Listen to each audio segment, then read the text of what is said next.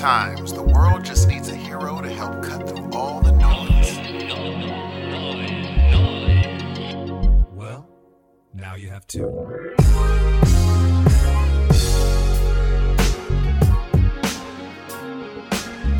Good evening and good afternoon, ladies and gentlemen. Welcome to the ultimate, awesome, amazing 69th episode of Your Heroes of Noise. I'm one half of this powerful duo.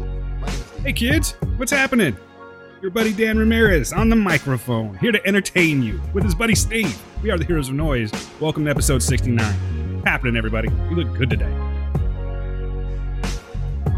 You came in funny. Hi, gang. Who's ready for a good time?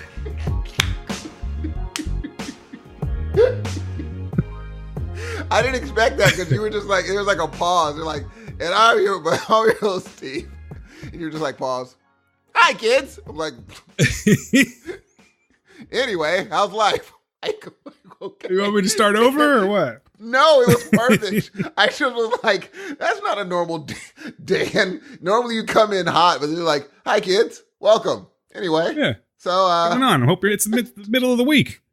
Hope you guys had a good week. No, it's the end of the week. Oh, yeah, it will be by the time these guys hear this. That's true. So happy Friday.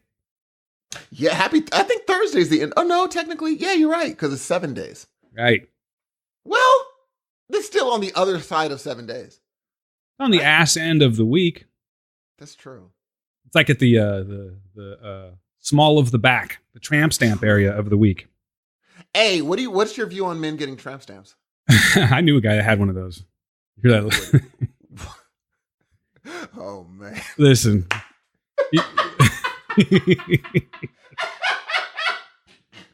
Look, kids, you just don't do it. No. Please tell me you have one. No. I mean, no offense to you guys if you already have them, but I'm sure if you do and they're like not new, you realize what you've done, right?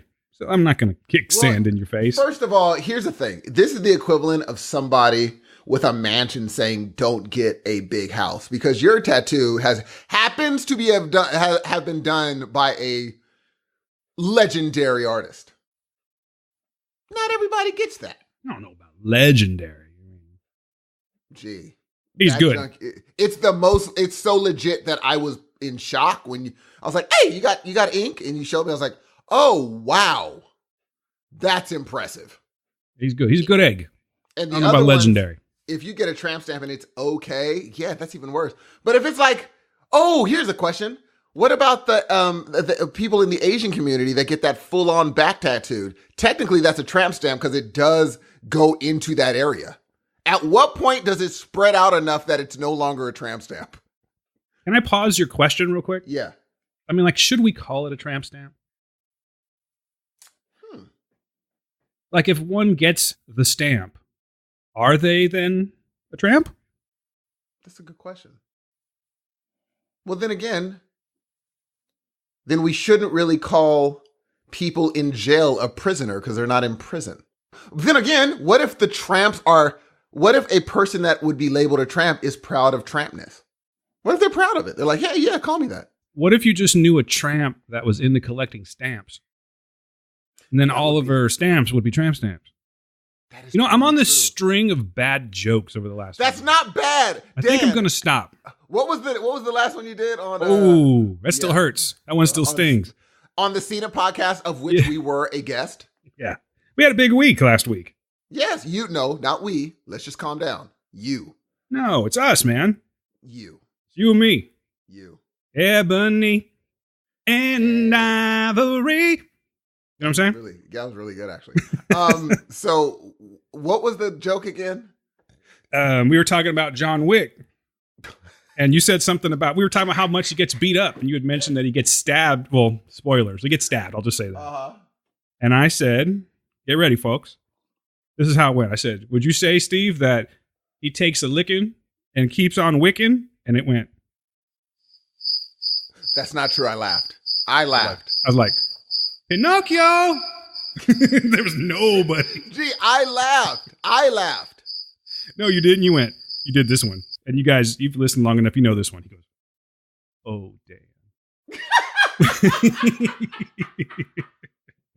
And then he said it Nobody again. else laughed. Oh, Dan. No. And it was funny, too, because I go, obviously I didn't want them to do this, but I jokingly go, so you guys edit, right? And Steve goes, no, I just wanted to stay in. The thing I stand by my joke. It was good. That was a good joke. And we had a blast on the scene at Pod. That was so much fun. Like we did. And I have a thing for him. I know what I'm going to call him. The host. He's already got a thing, you know. What's his thing? Spoiler Steve. Oh, no. Which was weird. Because, by the way, I didn't realize this at the time, but a couple weeks ago, you were saying something and you spoiled something. And I called you Spoiler Steve. Now, I knew his name was out there. I think it just got into my subconscious. So I called you him. And then they asked us to come on. No, I'm going to call him Segway Steve. Segway Steve? He does do good segues. Oh, man. No, his segues are classic. This is going to be a term of endearment from you, is what you're saying.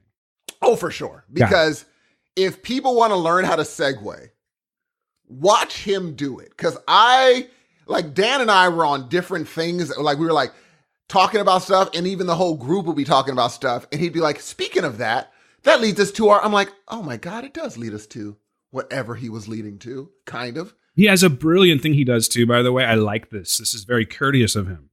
You go, all right, so Steve, I want to get you back into the conversation. And he gets you back into the conversation, Steve. He never says that to me, though. Truthfully, he'll say it to pretty much anyone else.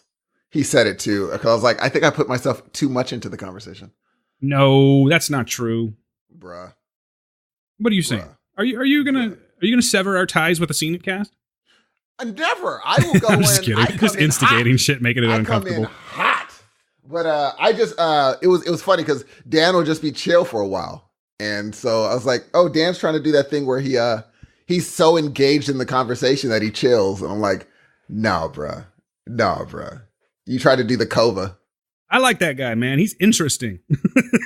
Kova something else. I like that guy. It was Steve, Kova, and Kenny, I believe, that we were talking to. Kenny had to dip out a little bit early, but Dan was gone, crazily enough. So there's a Steve and Dan. They were covered. If they needed a Steve and a Dan, they were covered that day. Oh, for sure. And it was I know I'm going to kind of ruin what you're going to talk about later, but I talked about the cast with a friend at work. And I said, turns out Parenthood is a depressing movie. And he's about 50 and he looked up, he's like, yeah. Like I was, he's like, yeah, it is kind of, isn't it? I was like, oh. I don't think it's depressing. Gail said the same thing. I really don't think it's depressing. It's just real. It's depressing. Well, reality's kind of depressing. You live it though. Like you live it. We'll talk about it later, but you do live it. Like the things that you think as a child, I'm not going to do that thing. You have children, and in order for them to eat, you have to do that thing. Isn't that weird? Well, I mean, I don't know specifically what you're talking about, but I mean, I get the gist of it. Playing the politics of a job that you might, that you appreciate. But it's like, in order, there is no, especially at an older age, there is no, like I said on the podcast, there is no, I'm having a child. 90% of the time, you can't just enjoy the process of having the child. The fact that you're bringing a human being into the world. You have to now think, okay, I got to stay here for a little bit longer. I got to work a little bit longer. Everything else comes with it. I'm like, that's just depressing. Well, I think some people do find out that they're not like new toys. You can't just turn them off. No, your life will change. Yes, it's all about sacrifice and, yeah. Okay, maybe it's a little bit depressing. Exactly. What about in a crazy world? Like this world's not crazy? I'm talking about alternate reality world. Mm-hmm. If Gail was like, I'm pregnant again, what's your first reaction? In an alternate universe. So in this universe, I could dip out, right? No, I'm just kidding. It'd be the same thing. I'd be like, that's great. Would you cry? Honestly, would you kind of cry a little bit at work? It would be that thing where you walk up to your front door, you put your hand on the doorknob and you go, and then you open the door. You don't think you could do it all over again? Yeah, you of course I could. I don't want to. We've talked about this before. We have. Like when she eventually hears this, she's going to be like, yeah, totally. Because we talked about it. Yeah, for sure. I know that you guys for sure have had the conversation, but it's just funny that I would think, like, I see you honestly as a person that would actually like be like, you know what? I kind of like having another kid. I see once they hit 2, 3, 4 around there, you're gonna be like, I kind of like it. It's kind of nice. I'm not ready for a grandchild, but I think that I could pretty much just get that with a grandchild. In other words, I'm willing to wait for a grandchild. That's totally true. And I'm cool in the gang. A grandchild's like within the next 15 years. Probably. Yeah, I'll probably have a grandchild within a decade. A decade? Or 15 years. Let's say 15. Yeah, I'm thinking 15 only because your son he seems like he's focused on doing him for a while. So because he's only doing him, there's no chance of a grandchild. Dude. Sorry, boy, if you're listening. Oh my God. This is the best part when your son doesn't listen to your show. You can talk shit. Dude, listen. This is the last thing we're going to talk about. And then we're going to go into the contact because we have emails and stuff. But I did want to get your, is it okay if you tell the listeners about your bonding time with your son this week? Yeah, but real quick though, before I forget, I just want to say thanks to everybody over at PCL, Brian, and of course, Rebecca Daly. I got to record with them last week and it was, dude, I had so much fun. We talked, I didn't even realize this is how long it was. And the show is not this long, but by the time everything was said and done, we've been on the phone or on Skype rather for 7.5 hours. Is that crazy? That's wild, right? That's past crazy, bro. I've never talked to people for so long until I got into podcasting. And it's just like a normal thing to go this long. It's crazy. But anyway, I had a fucking blast. And if there's anybody new here, by the way, that listened to PCL and came on over, welcome to the show. Welcome. Let's do a good one for him today, Steve. We won't do a shit show today. Oh man, that was my plan. I know. I actually wrote into the notes, let's do a shit show, but we can't do it. We got new people listening. And also, you're a superstar, Jay. Did you know that? Just stop it. Dan is the superstar, ladies and gentlemen. And it's good to be sharing the same podcast with such a superhuman superstar of the podcast community. Give yourself props because the difference between you and I is that I just won't, it's like you do these things. You're like, give us a time, give us a date. Here's what I do. Hey, should have you on. I'm like, totally. And then dip. You'll be like, when? Let's do it. That is endearing to people, G. You are an endearing person. You're the same way, right? No, I'm not. Wrong. So are you basically saying to anyone out there listening, don't ask me to come on? Is that what you're saying? I'm saying that you'd probably be better off asking Dan. No, stop it. For sure. You know what? You're being very unfriendly right now. How am I? You don't want to be on other podcasts? Didn't say I didn't. I'm talking about you. You got issues, man. I mean, we're going to talk about these things. And I think it'll all kind of come into play. And I'll try to bring it back around when we talk about it. But you got issues, please. My friend. Oh, no. I got a subscription to 15 free issues. Multiple issues, man. Seriously. Yes. Got more issues than Time Magazine. Hey, real quick, before we start the other stuff, though, man, I just want to say one more thing. Oh, yeah, I was also invited to go on to Tales from the Yard, another podcast hosted by Scott and David. And I was unable to make that one last week, guys. So I don't like to be a flake. Steve will tell you this. I do not like to be a flake. So anytime you want to have me back on, just let me know. That was a fluky thing. Shouldn't happen again. We should be good to go. All right? Good? Great. Now, Steve. I cannot believe you missed a podcast. Did you get shot? I don't like to give excuses anymore. There's a couple of things I'm trying to change my game up a little bit, dude. I don't want to apologize anymore unless it's absolutely necessary. And I'm not going to talk about my ailments. Okay. Well, I mean, I like the apology situation. Yeah, no apologies.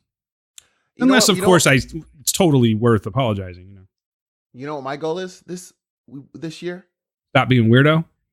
That's one. It's so weird. That's like verbatim. The second one is stop worrying about stuff. What do you worry about? Just outside of the Babadook. Oh, dude, that is. Which, by the way, seems to keep coming back, right? It just keeps people bring that one up a lot. When they talk about the show, Babadook always seems to come up. Well, the thing is, here's a funny thing. Some people don't like it, but regardless, it made an impact.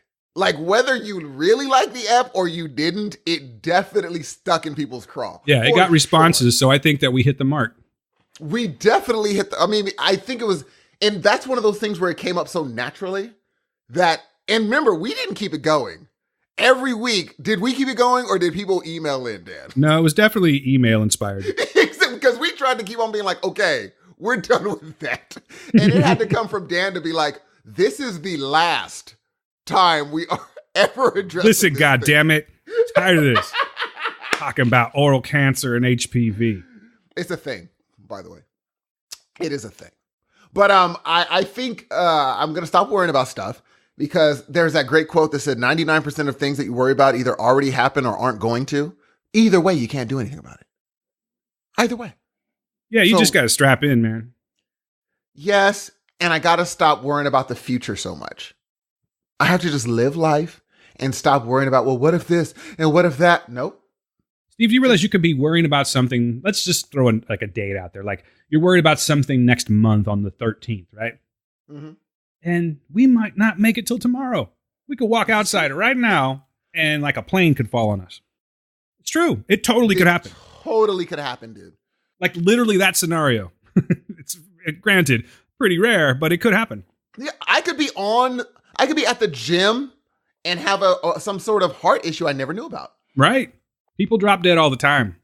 And I need to just be like, look, man, what? And I need to go through the what ifs and then what's. Because in counseling back in the day, they're like, do the and then what? But like, what if You've this done the happens? what ifs and have you pondered Exactly. the then what's? And then what? To be like, this is going to happen. And then what? And then this is going to happen. And then what? And then I'd have to do this. And then what? You're like, oh, and I'd be fine. Be like, yeah, that's normally how it is. That's normally how it ends. Once you get through all the stuff you're tripping on, who cares? I'm like, yeah, I need to start focusing on that. So I'm glad that you're going to stop apologizing for everything. And I'm going to stop worrying about stuff. And if things go bad in certain situations, okay, move forward and keep going. Life goes on and our life is good, dude. Your and my life are when we really chill with each other.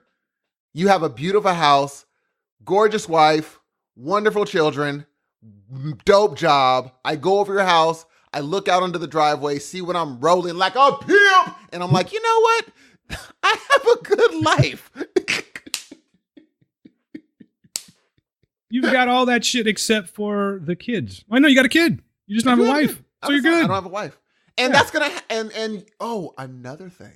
That just sounded really bad. First of all, let me just correct that real quick. I'm like, you don't have a wife, so you're great. I didn't mean it like that. I'm That's just saying, cold. no. Let me explain it real quick. Yeah. Yes, I'm backpedaling, but totally backpedal. I got to give me a little backpedal sound effect. No, I just mean like you're able to just sort of you can just do you.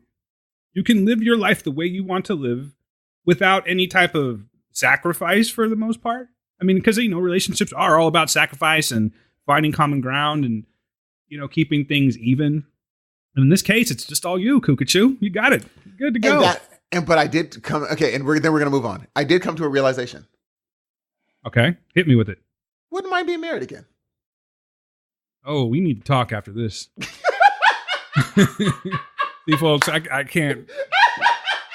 That was a quick response. Yeah, I'm privy to confidential information, and that's all I'm going to say. But you and I, Hudson, are having a conversation after recording. Yeah, and the funny thing is, hypothetically, there was a thing I was talking about, and you're like one of the only people that I'd want to, if I ever did get married. Your opinion of the person makes all the world of difference. Like if y'all took me in the back and be like, no, game changer. And you're like one of two people that can do that. Be like, no. That's a lot of power. I mean, because you know me the best. And even if I'm just like, no, I dig it, you'd be like, I know you. And that is going to be very quickly on your nerves. No, I'm good with it. Like, no, you're not. And then one day you'll do the I told you so. Here's the thing. Thank you, by the way. I really do appreciate that. I take that as a total compliment to our friendship. But here's the thing. I don't think that I know you as well as you know me. No, seriously. Because you're always like, oh, and here's this that I did. You always got something to like, oh, and plus this. It's just always something. You're a man of mystery, man. But the thing is, you may not know like stuff like that. But if we did a game show and they're just like, Steve doesn't like one of these things, you'd be like, boom. Me, I would know your history, past, but when they get into the ins and outs, I'd be like, oh, that's a good question. You would be like, I've hung around this guy long enough to know that he doesn't like that thing. That's not it. No. So you know that stuff. And I know like facts about Dan, but you would be able to be like, I know him well enough to know he will never do that thing. Nope, not a chance. Me, I don't know. I'd be like, Dan might. I don't know. He might do that. But you'd be I'd like, still think that we're trying to figure each other out. Even after all this time, there's still shit about, like, you. There's things that you assume about me that you're completely wrong on. Oh, for sure, dude. You know? Oh, yeah. Oh. And, but then again, it's the same way with you. But with you, it's like, I think I got a lock. And then it's just one more thing. Oh, by the way, I was in a Polish circus. You know, it's just going to be some crazy totally. shit. And we traveled the countryside. I didn't realize you have you could cut this out if you want. Like, Dan could get mad. Didn't know that. What are you talking about? Why do you see? Get really mad. Why do we got to do this? Why do you got to go? We're not going to do it now, but we're going to move forward. But you have a bit of a temper on you. Okay, well, all right. Example. I'm not gonna do it see, again. and Not if gonna you do it. think that I have a temper, Yes. you should have seen me back in the day. I believe it. There's But it no wasn't like question. scary temper. I was a hothead, and I think that I'm not anymore, which is why I find it funny that you say that. Oh yeah, you would get No, I just have a low tolerance for bullshit. It doesn't necessarily mean that I have a bad temper. I mean, you do have a low tolerance, but you also don't it depends on what you consider BS. What I consider a normal thing, you might be like BS, and your low tolerance thing hits the red, and I'm just like, oh, okay. Okay, buddy, bring it. What are you talking about? Give me an example. Oh, no. You I can don't even wanna like do it on the pod. fictionalize it a little bit. Okay. There was a time. There's a time where I was kind of teasing you, and you got a little bit mad. You got a little bit mad. See, again, I think this is one of your assumptions. No, you kind of were, because I asked you about it. You're like, well, I'm just trying to freaking do that. I'm like, oh, okay, I'm gonna leave Dan alone. Are you talking about this the same thing that you say every freaking podcast where you were trying to talk to me at work? And dude, stop. No. Time. This was not that. This was it was in a car, and I was like teasing you, and you got mad. You got a little bit upset. Okay. This is what he's talking about, guys. And no, I didn't. No, I didn't, dude. Dan, why would I get mad? We're on our way. This is last year. We're on our way to go to Hollywood Horror Nights, right? And Steve was like, he took his little bitch pills. And he's like, I can't drive anymore. I drove from Fresno to Bakersfield, and I am tired. I need to rest my weary head. So I'm like, all right, baby girl, I got this. So I said, I'm going to get into the car. It's a rental. Never been in it before. And I said, so I don't know about you, but you know how like when you get into a new car sometimes, see, I got an old ass busted bucket, and my brakes, I know my brakes. But if you get into someone else's car sometimes, you got to figure out the acceleration. You got to figure out the braking power and whatnot, just how it feels. So I think I was, if I'm not mistaken, I was probably holding onto the wheel just a little more tightly than I normally do, because I'm just trying to get my bearings with this. And Steve was like making fun of it.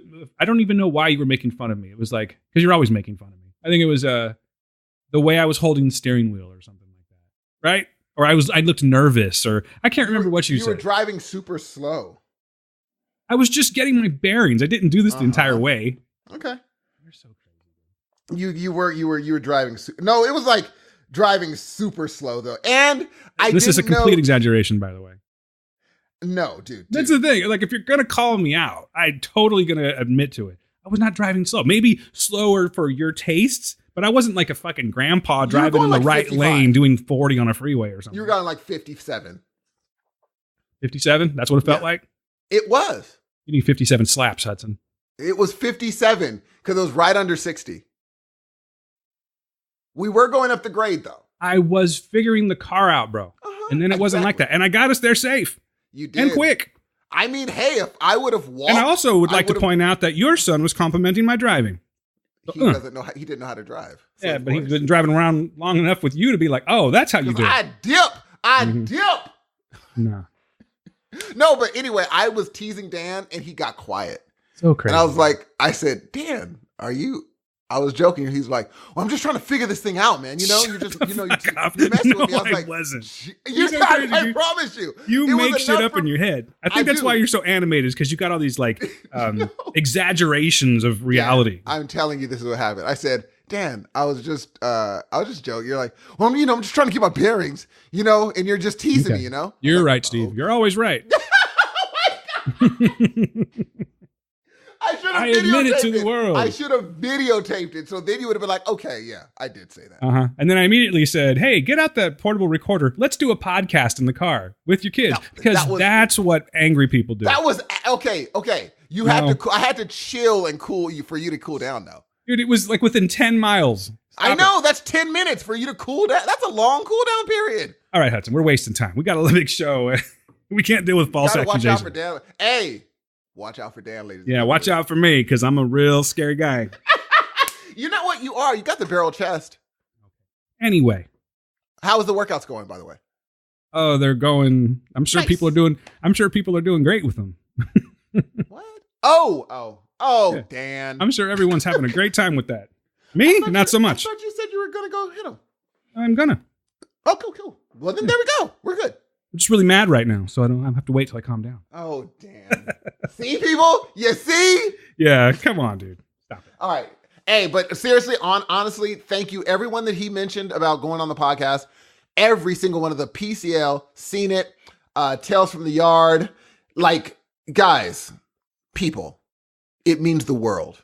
It means the world that you bring us or Dan on and actually give us, a shot to actually have a wonderful conversation with you. You guys are all fascinating. I don't know about Tales from the Yard, but Dan will tell me when he gets back how dope y'all are. No, I'll tell you. Right. No, I'm just kidding. Oh, see, y'all better watch out. No, because I'm mad today. Now, watch it. I know, I don't exactly know when he's going to go on the Tales from the Yard, but I know Nor do I. He'll give the report back on how it went. But we'd love seeing it. I haven't been on PCL yet, but when Dan gets on PCL, every time he comes back, we get some new people. So thank you. Yeah, and guys, like collectively, thank you guys so much. I'm speaking to the podcasters. Thank you so much for the love you've given this show. Like sincerely, it's kind of crazy. It's like it's kind of been elevated lately, and I know that's just how things go, how they're supposed to progress. But I got to tell you guys that it floors me sometimes, some of the shit that you guys say. So thank you very much, man. You guys are very complimentary to the show.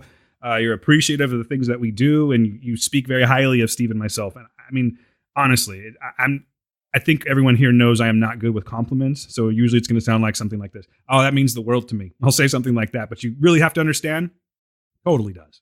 So it's been a good year, man. I'm really happy with the way that the show's going. Seriously, Dan, you kill. You kill on shows, bro. Like, it's a gift you have. You really do. And I'll leave it at that. All right. Now contact information. Go ahead, Dan. It's all from the bottom of my heart, ladies and gentlemen. I'm just telling you the truth. Like, this is how I feel. This is real deal shit for me. So maybe you want to talk to us. Maybe you want to send a little something to us and be like, hey, that guy Steve, he's very judgmental, right? Maybe you want to, I don't know, say, hey, Dan, maybe you need another partner because this guy doesn't know you at all. And you try really hard to get to know him. And he just doesn't want to give you everything. You know what I mean? So if you do, let me tell you how to do it. I'm just kidding. I love this guy. Welcome to the show, ladies and gentlemen. You guys probably guessed already, but my name is Dan Ramirez. I think we have some new listeners, so we might as well give them the whole zazzle, Steve. If you guys want to get a hold of us, hit us up at heroesofnoisepodcast@gmail.com. Heroesofnoisepodcast@gmail.com is what I'm saying. On Twitter, hit us up at Heroes of Noise. You can reach me, Dan, at DanQPublic. My buddy Steve, at SE_Hudson Music. And you can get the whole enchilada, ladies and gentlemen. I love Mexican food. Heroesofnoise.com. One-stop shopping, voicemail, subscriptions, different podcasts, multiple shows. The whole bit. It's a wonderful website. It's a great place to be, and I think you should hang out there regularly about 3-4 hours a day. With that, I'm going to turn it back over to my man, the one, the only, Steve Hudson, because we got shit to talk about. Let's do it.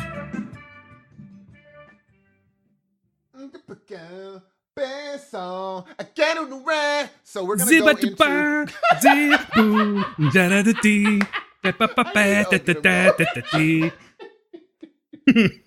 We got to do a live show, G. We really do. Even I really wish that we had... It's weird, dude. I think geographically our listeners are like across the country. Most of them. But it's really weird. If we get 2 people, even. If we... Like, here's the one thing that will happen. If we do a live show at a certain place bi-weekly, people will just start coming by hearing about it. They'll just start coming. Be like, oh, there's a thing that happens that night. For sure. No question. Like, if we contact the comic store and be like, hey, at this time, ever so often can we do a live show? People would just start coming. Guaranteed, dude. Because we're just talking about stuff they like. Hudson, sure. I think you got to run with this. Make some calls. Mm-hmm. Draw some lines. Sign some signatures. Live shows, baby. You're right. We need to get an original song for those emails because then we could actually hum it sometimes and it's our song. You're right. I like You're this totally song. correct. It's a multi-purpose song, actually. Is it?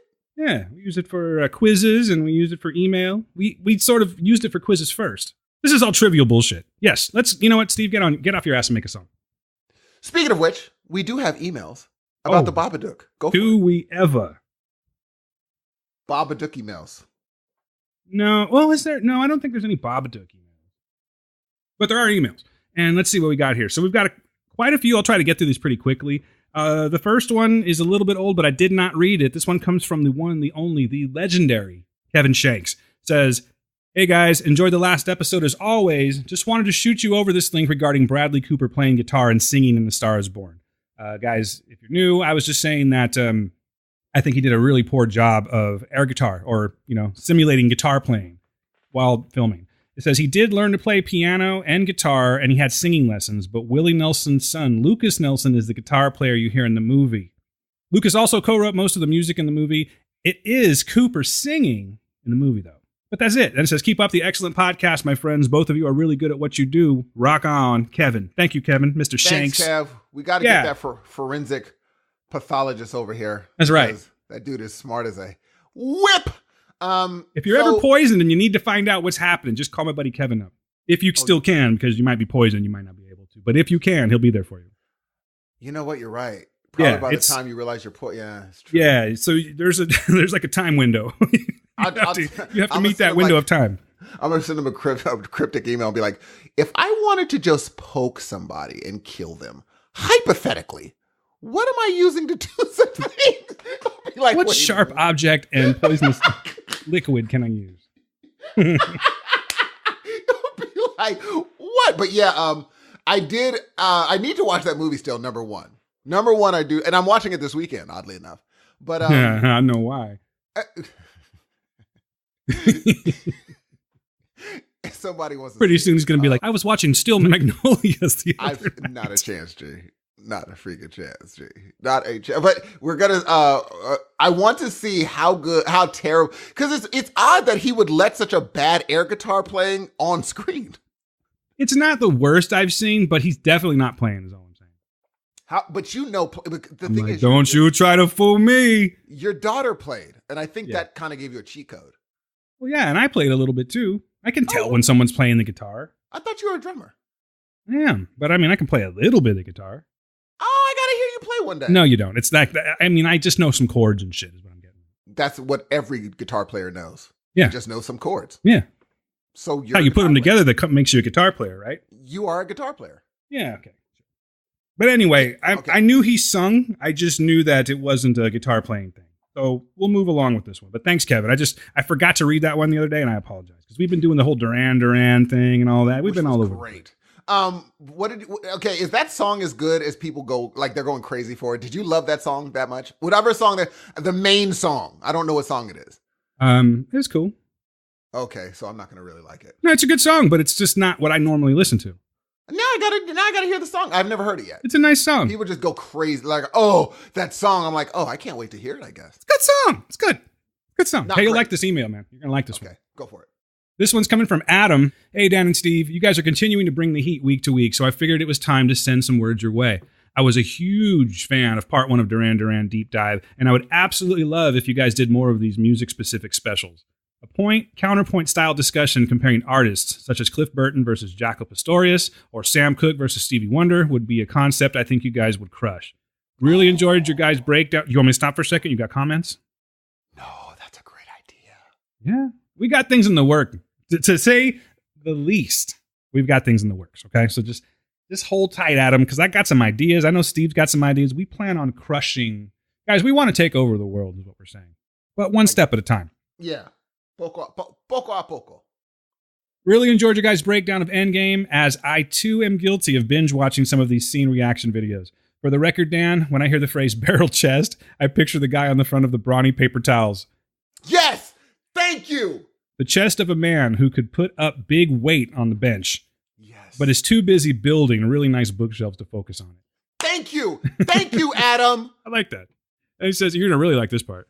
He says, I'm going to have to side with Steve on The Cure. He says, they're okay, but Joy Division does it better, and I'd lump Robert Smith in the same smarmy category as Morrissey. Yeah, 100% agree. And by the way, for the record, I'm not saying The Cure is my favorite band.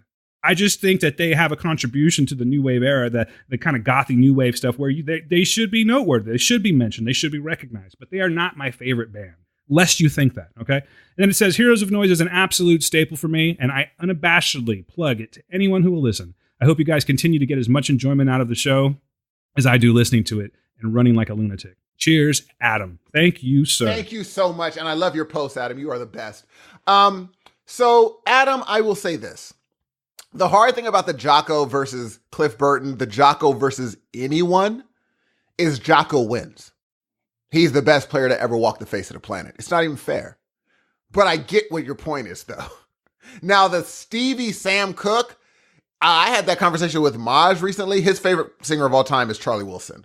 And I'm always kind of being like, you think he sings better than this person? You think he sings better than this? And Maj is like, he is my favorite singer of all time. Anyone you say next to it will be Charlie Wilson. That is definitely a conversation with Steve Hudson right there. That's it. That is talking to Steve about music. No. I hear you, Steve, but this is what I think. No. You don't understand. G, listen to me right now.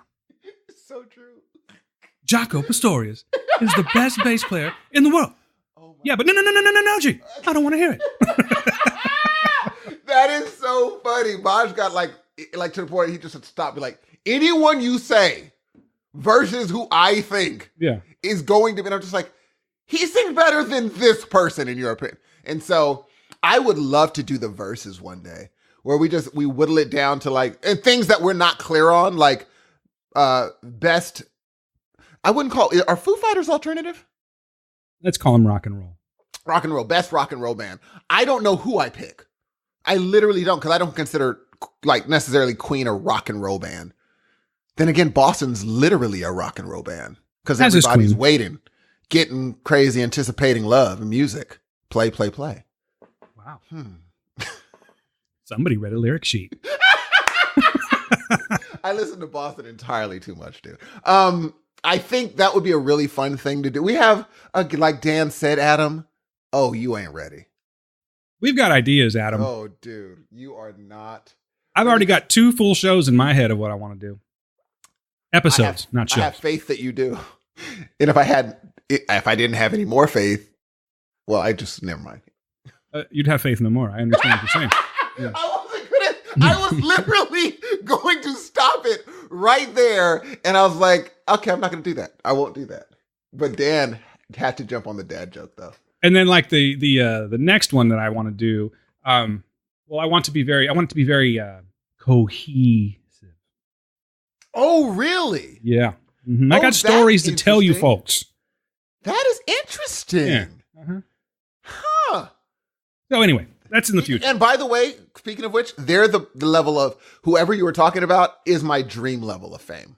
That's my dream.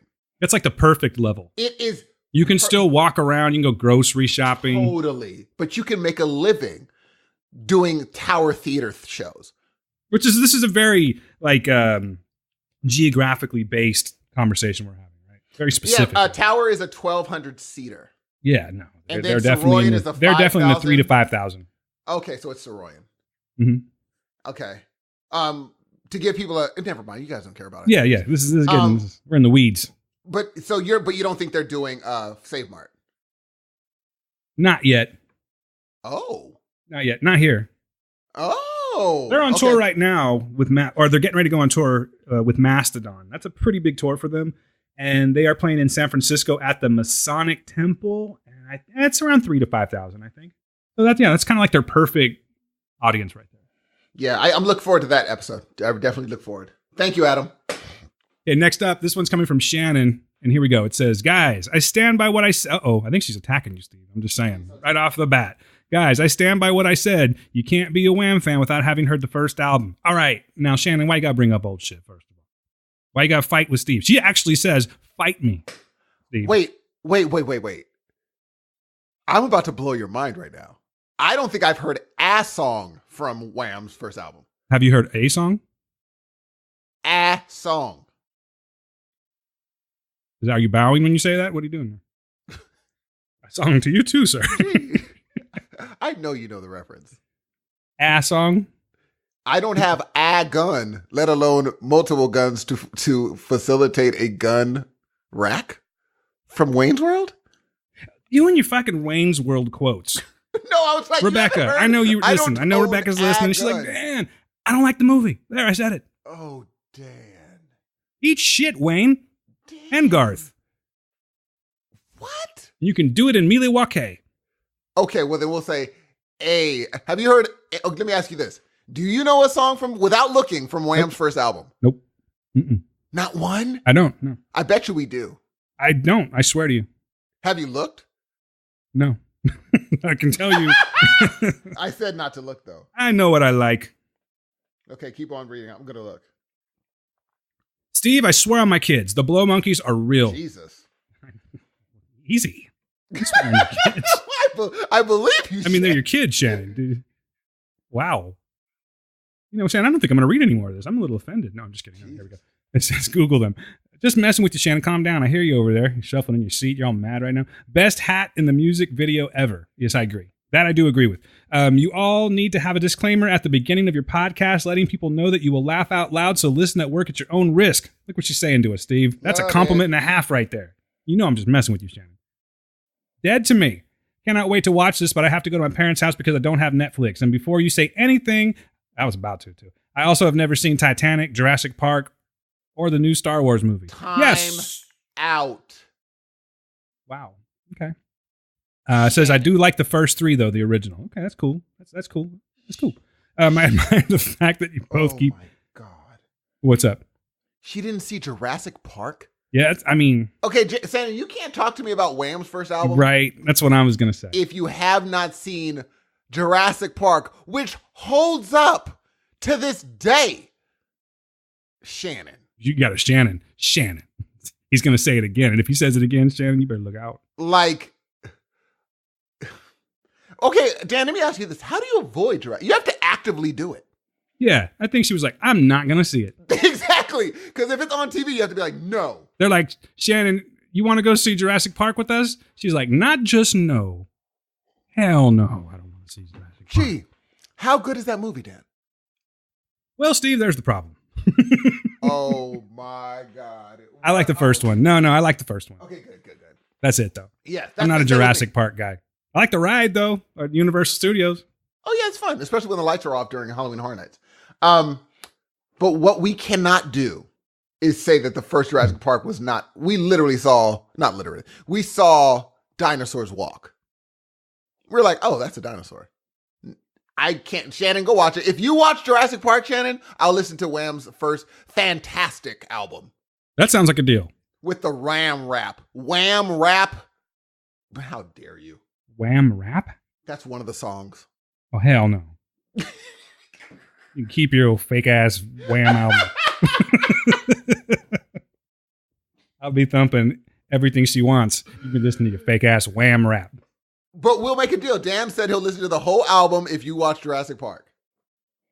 Cool. No, that's what you said. I'm not listening. We're going to do it. I got shit to do. You got work to do, G, do you? Yeah, I'm a busy man. Life's safe. All right, go for it. So she goes on, Steve. She says, I admire the fact that you both keep up with all the pop culture stuff going on because it's a damn lot of work. And I just wanted to let you all know that I've had an epic parenting failure.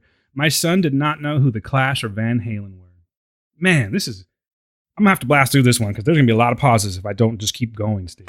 Okay. I'm about to be real with y'all. Real with you. Should I listen to The Clash? Or you know me. Am I going to even like them? See, there's the weird thing about you. There's a certain level of music, like it has to hit your ear just right. If it doesn't hit your ear just right the first time, that's it. No mas. Okay. Fair enough to say? Yeah, and so I'm not gonna like them like Duran Duran.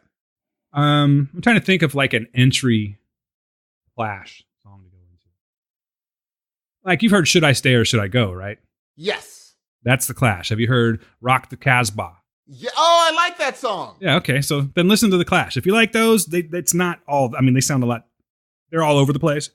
But if you like those, then I think you can appreciate it. Or Radio Clash. This is Radio Clash. Have you heard that one? No. That's a dope ass song too. But there's tons of songs. But they're not a, like, for me, they're not a, anyway. No, I'm strictly sticking with like radio songs with the Clash. Okay. Okay. Yeah. I'm not going to go, I'm not diving really deep. deep in Depeche or Duran Duran. You sent me some songs that I probably shouldn't have liked, and they were really good. Well, that's why I sent them to you, my friend. This is true. I wonder if you have the Clash on the new wave mix you made. No, but I have it on the iPod. Okay. So I want to ask you as parents, are there certain pop culture things that you think you should pass on to your children, e.g. Star Wars, Marvel, etc.? I'm interested to know what people think that they should pass along to their children. Now, she goes into star or superstar here, okay? So she's bringing it back a couple weeks. She says star or superstar, Steve? Yes. She's got some for us. Oprah Winfrey, what do you say? Superstar. Yeah, superstar. Diddy. Good one. You're gonna have to you're gonna have to fill in the blanks here, Dan. Do you say now Diddy or Diddy? She just says Diddy. Oh, she didn't say she didn't say early 2000s Diddy. Here's the hard part. If Diddy went on a Bad Boy tour, he could do Save Mart. Oh, he'd crush. Oh, Dan, that is a funny freaking. Wow, Shannon. I'm going star. Even though he can feel Save Mart? He hasn't filled it yet. He could. He could. I could do a lot of things too. I haven't done them. Totally right. Star. Okay, that's what I thought you'd say, sir. I like the cut of your jib, as you say. All right, here we go. Selena Gomez. Superstar. Oh, wait. Star. Yeah, star. I was star because I'm thinking Ariana Grande. Well, it's so funny that you mentioned that because she actually says, oh, wait, hold on. I don't even know. Oh, I see what she said. She said Selena Gomez, star. She's like, she doesn't even know. So I'm saying star. Yes. Ariana Grande, superstar. Superstar. Supernova, at least at the moment. Keanu Reeves, she says, what do you think she says? I think she's going to say superstar. She does say superstar. Good job. I'm going superstar. He off his face alone, he knocked out the Avengers. That's a superstar, dude. The more I think about this movie, Dan. Oh, what a good movie. Anyway, go on. She goes, okay, Kim Kardashian. That's an interesting one, Dan, because she couldn't fill Save Mart Center. Nah. You think she could fill Save Mart Center? If she said, we're going to do a Q&A. Where is a Kim Kardashian Q&A having to be held? I was going to do a booty joke, but I decided not to. I'm just going to say she's a star. I'm going star. Then she says, and I just vomited, but I guess it's a legit one. And then she goes, Jennifer Aniston. Star. Yeah, one-time superstar. Yes. And then Britney Spears. Star. Yeah, for sure. Curious to see what you guys think. I tried to pick a variety. Last thing, BTS.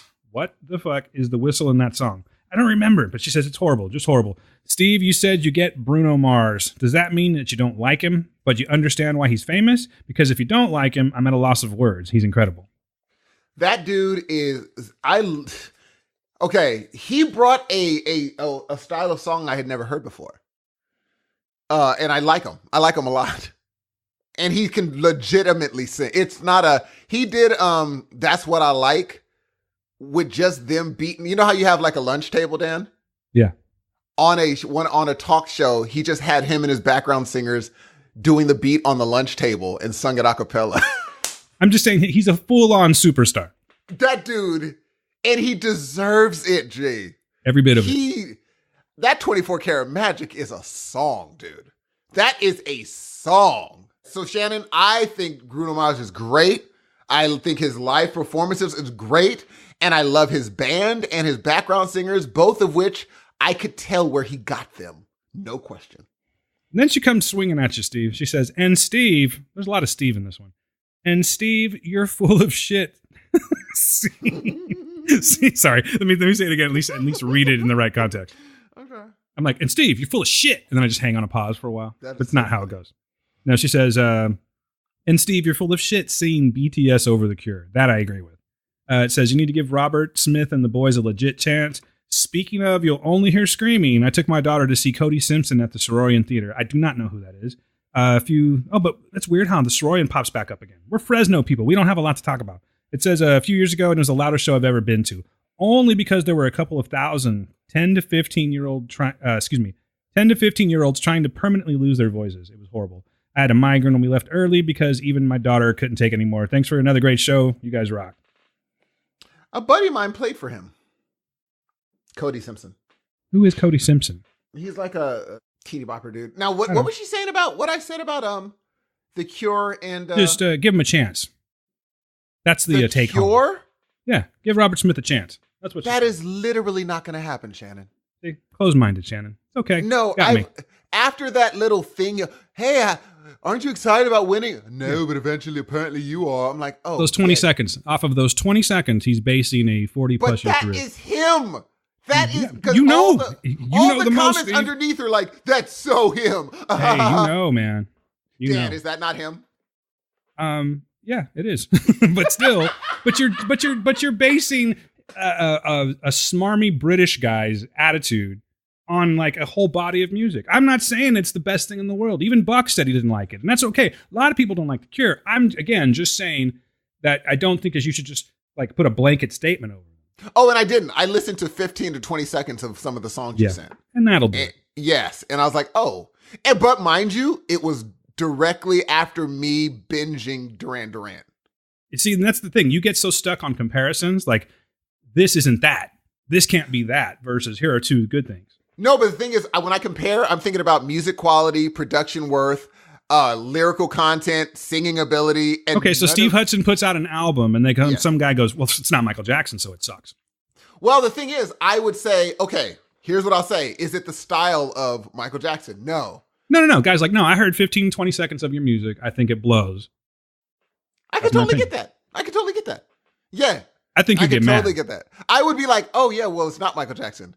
But the thing is, if I was in the pop generation, they would compare me to them. Of course, just like they compared Prince to Michael Jackson when they were nothing the same. They were in the same group of Duran Duran. So you're going to be compared to them.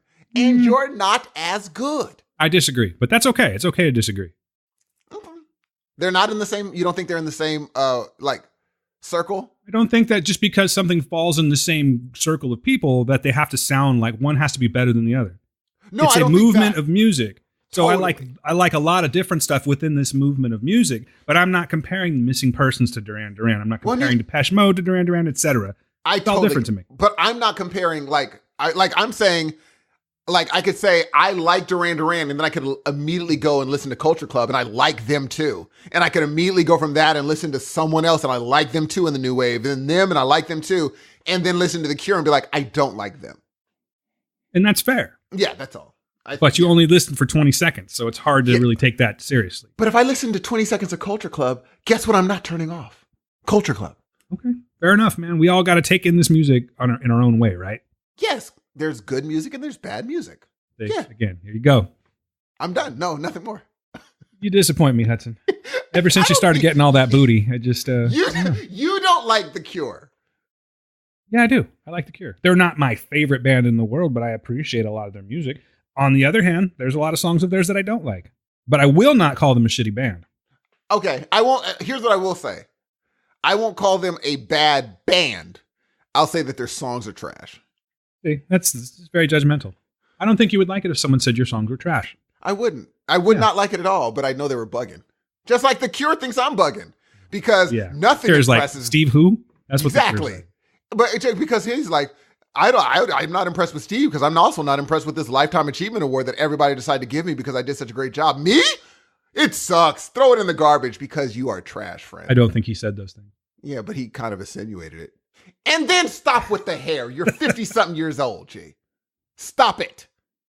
I mean, all like Morrissey, a lot of them stop it. But still, it's enough. It's okay. You don't have to like The Cure. I was just making a point.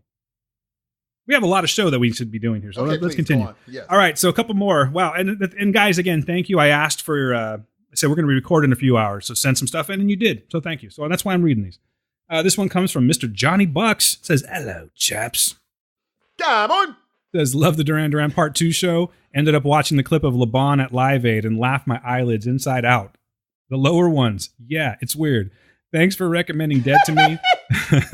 I really enjoyed it, and I would have skipped past it if you boys hadn't mentioned it. Looking forward to hearing your thoughts on the Game of Thrones finale. I got some thoughts. And then keep up the good work and the British accent. Peace, Bucks. Thank you, Bucks. You're royalty with this podcast. You know this. Bucks, I think, I'm not going to even say it, but I know I want to have you on for a bunch of somethings because you know a lot about some things that I want to know. Music being primarily. Because I think I'm going to need, like, when we do it, if we eventually do a music podcast, there's going to necessitate two people that agree against me because I'm normally right. You're going to need more evidence on your side. So we probably going to want to bring Bucks in. You got problems, man. Issues. I'm glad you like Dead to Me, dude. I really am tempted to watch it again, but I'm not going to.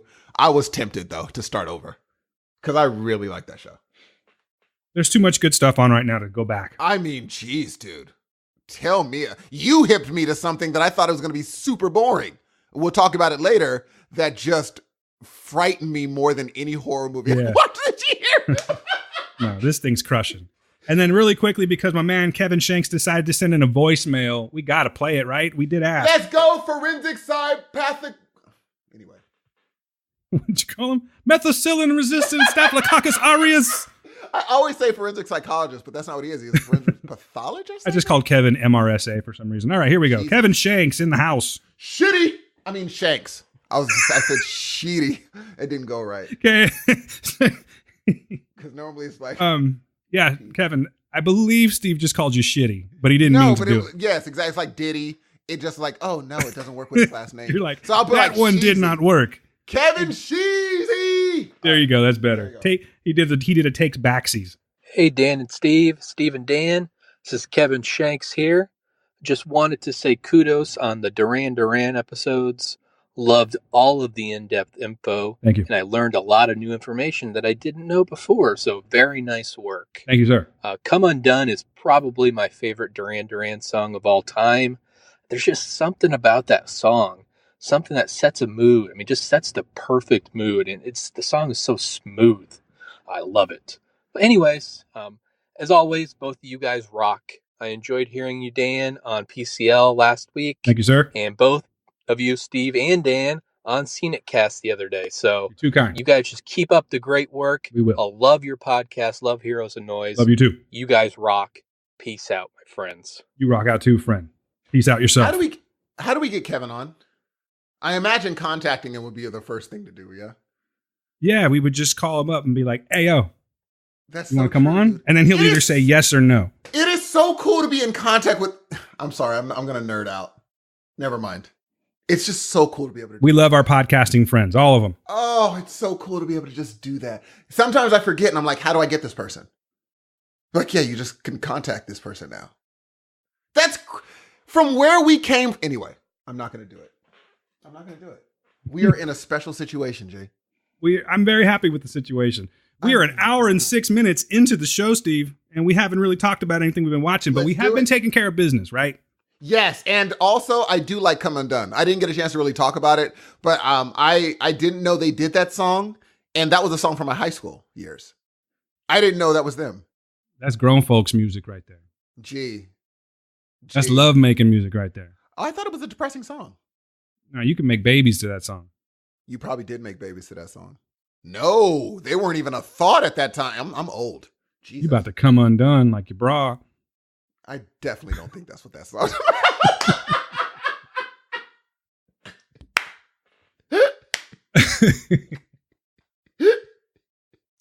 This is stupid. That's totally what we used to do in high school. Be like, hey, you know what Enter Sandman was? Like, no, it's a girl named Sandman and we entering her. I'd be like, oh, I didn't know that's what it meant. Yeah, you know, a lot of girls named Sandman. Everything was about sex. Hey, you know what that PM Dawn song was about? I die without you. You know what you is? It's sex, y'all. Die without sex.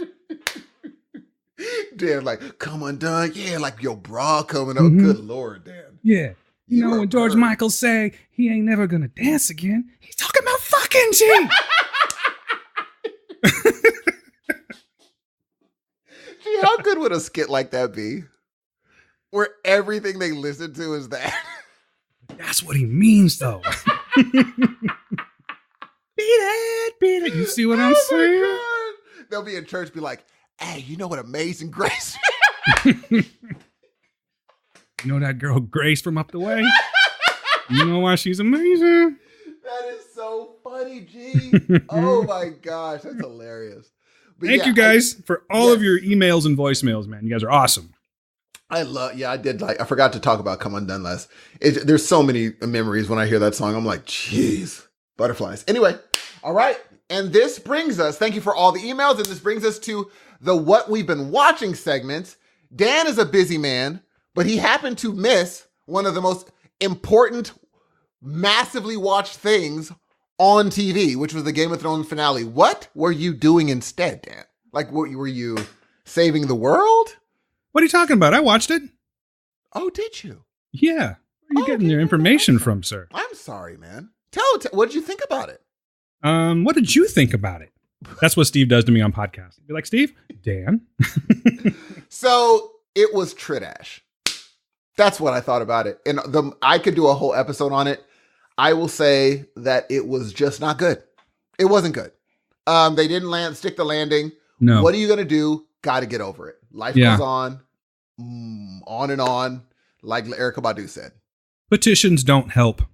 Not in this case. They're not going to take your little feelings and put them in a little basket and sprinkle flowers on them and put them someplace sunny so you feel better, okay? Game of Thrones is over. And they did a piss poor job of concluding it, okay? I've already said I'm not I'm not Mr. Game of Thrones, but I like it. I appreciate it. I wasn't invested as some of y'all were. But I will tell you this, that I can even recognize that they were just phoning it in at this point. It wrapped up too soon. Character development was kind of booty. Like, what the fuck a dragon really care about a throne for? That dragon would shit on that throne. He doesn't know it's a throne. Yeah, that's stupid. I'm just done with I'm done. And it's fine. Your little wing shot with Khaleesi, that didn't do anything for me. Take that, D&D. I didn't like it. I did like that. I was like, you know what? That's stupid. Also. No, I'm just kidding. I didn't say that. It looked kind of cool, but. It looked dope. It wasn't enough. It was just not good. And it's okay, because one day maybe we'll do a side show that's a breakdown of how bad this show was. But I think people have said it already. Mm-hmm. Everything I've thought. I'd rather talk about things that I did like. I'm going to tell you something right now, and this is a spoiler, so I'm going to let you get out. I'm counting down from 5, and then I'm just going to say it. Game of Thrones major spoiler coming up. 5, 4, 3, 2, 1. Yeah, because I don't care. Bran, worst choice ever for the throne. Ridiculous. The most worthless character in Game of Thrones, period. Weak sauce, terrible. Sansa should have got it. I'm glad that she got her little piece of the North and everything like that. I thought that was pretty cool. I really liked her character this season. Last few seasons, actually, I think she's really improved a lot. Arya, where's she going? You don't know. She's just off. She's just going to fall off because the world's flat, as you know. She's going to fall off the end of Westeros. That's what she's going to do. What else is going on? The whole Jaime and Cersei, like, they weren't even smashed to bits. Trash. Yeah. Tyrion just gets up in there, like, in a castle full of rubble. Even though he told him where to go, he moved 2 rocks. He found her. and then right next to the pile of rocks, there's nothing. So if they would have just moved 2 feet to the side, it would have been perfectly fine. And then, here's my problem. Someone made a great meme about this online. They were saying that Bran, Tyrion asked Bran, what do you want? He says, I don't want, right? And then later on, like, Tyrion asked him, hey, do you want the crown? He's like, yeah. I'm like, okay, I thought you don't want. That'd be pretty sweet. Yeah, what did you think I came all the way down here for? I thought you didn't want, homie. So trash, dude. So yeah, it was bad. And such is life. Such is life. Did you notice that they filmed another little mistake with the water bottle? Yeah, Samwell. Yeah, no one gives a fuck on that show. No. They're like, Star Wars. Let's do Star Wars. People that are in charge of continuity. Literally cut. They make sure everything's exactly the same. So when people get water bottles and all that stuff, they're the ones that are in charge of making sure that the cut scene is exactly the same as when they're going to start again. Yeah. What were these people doing? I'm going to tell you, I'm not outraged as some, because again, this is not my thing. Like, if they would have fucked up, let's see what happens when Star Wars is done. I'm going to probably have a lot to say if I don't like the way that goes. So I get it. I mean, I totally get the fandom of it, but I'm not going to be petitioning for them to change Star Wars if it's not the way I like it to be. Life is life. Wait, is Star Wars, are they going to do the movies or is there a show coming out? You're talking about the Star Wars. D&D? Yeah. They're doing a trilogy. Of movies? Yes. Oh, no. No, I mean, I'm still like hopeful with it. They did fine for several seasons of Game of Thrones, dude. And if they're into it and they're in their bag, I think they can do an excellent job, particularly if they go more like Knights of the Old Republic or something like that. I'm not even counting them out. This was a ball drop. This right here was kind of like a slap in the face to Game of Thrones fans, disguised as them trying to give a shit. I'm calling the Russo brothers. Or I call anyone who has proven to me that, because they do have an outline they can go on for Star Wars. That's true. But without an outline, they seem lost, dude. Like totally out of their element. But the good thing is, like you said, the Star Wars has an outline they can follow. They didn't have one for it. The outline is essentially done for this saga. So they're off of the whole Star Wars saga. They can do their own thing. Oh, well, then it's going to suck, dude. I will see. I'm going to be hopeful about it. I don't think it's going to suck just because they did a bad season of Game of Thrones. Oh, I mean, here's the thing. I wouldn't say it was going to suck because of bad season. I would say because the bad season was immediately after they had no outline. That would be a problem to me if I were a movie studio. I'd be like, oh, shoot. You guys can't come up with original ideas. Now I'm worried. See, after this movie, Steve, if they never did another one again, I'd be cool with it. So whatever happens, that's fine. I'm not going to get myself crazy. Just don't fuck the Skywalker saga up, and I'm going to be just fine with it. I don't care what happens from this point on. Is there a reason they didn't get Homeboy? JJ? Who's Homeboy? JJ's doing it. But the trilogy. Oh, I don't know. Maybe he was just done. And then true. Ryan Johnson was supposed to do a trilogy, and I don't know if he's doing it anymore. I know that was rumored that he was out of that, and I don't know if that's the case or not. Okay, that's fair. I would do more Star Wars news if you appreciated it. I'm not saying like it's just I'm just talking at you. You know what I'm saying? Like it's not a true back and forth with Star Wars, which is why I don't usually bring Star Wars to the show too much. So I didn't really look into it, is what I'm saying. I guess I could for myself. Well, the weird thing is I know more about Star Wars behind the scenes than the actual movies. This is true. I will give you that. Because I only read I think it's just like, I just think it's endlessly amusing the decisions executives make.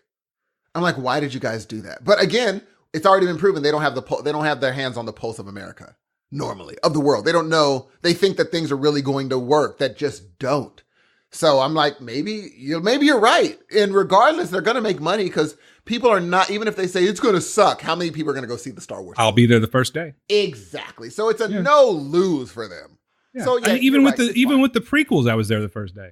Oh, I will eat it up. I'm not going to celebrate it if it's not. You didn't know it was going to be bad. You didn't know it was going to be bad. I started getting the vibe it was going to be bad, especially after after Attack of the Clones. I'm like, this shit is bad. Was it bad, G? Oh yeah, because I just had to see. I had to see where it went because I wanted to see how Vader was created, and then that was bad. I liked. I didn't. The only one I did see was the one with Jar Jar, and I didn't like that.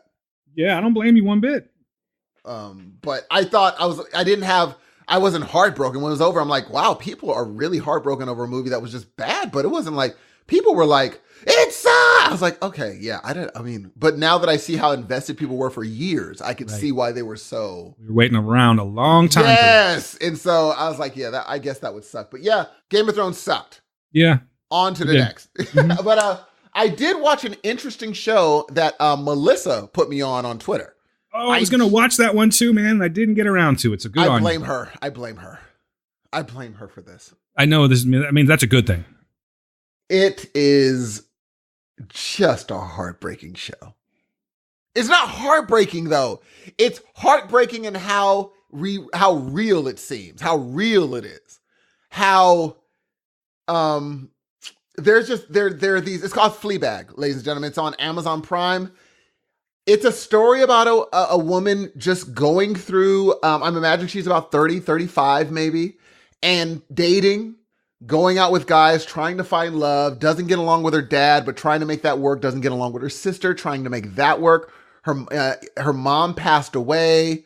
She's dealing with a lot of stuff in her life, but trying to just live life normally and be this person that nothing bothers her. Everyone sees from the outside, nothing bothers her. And the sheer heartbreak that she feels. And since she's that person that everybody thinks, oh, she's fine, no one's there to just hug her and be like, it's okay. It's okay. No, there's no one there for her. It's a heart-wrenching story. I loved it from beginning to now. I'm halfway through second season. And Dan, there's only 6 episodes per season. Okay, so that's very easy to do. Oh, dude, you'll fly through it. But this is, if you liked the feeling you got from Dead to Me, you'll like Fleabag. I trust Melissa a lot. Like, she has very strong opinions about things, and she's usually pretty spot on. So when I saw her tweet that, I was going to watch it, and it was a busy week for me last week. I couldn't fit it in. That's what she said. Low-hanging fruit, sir.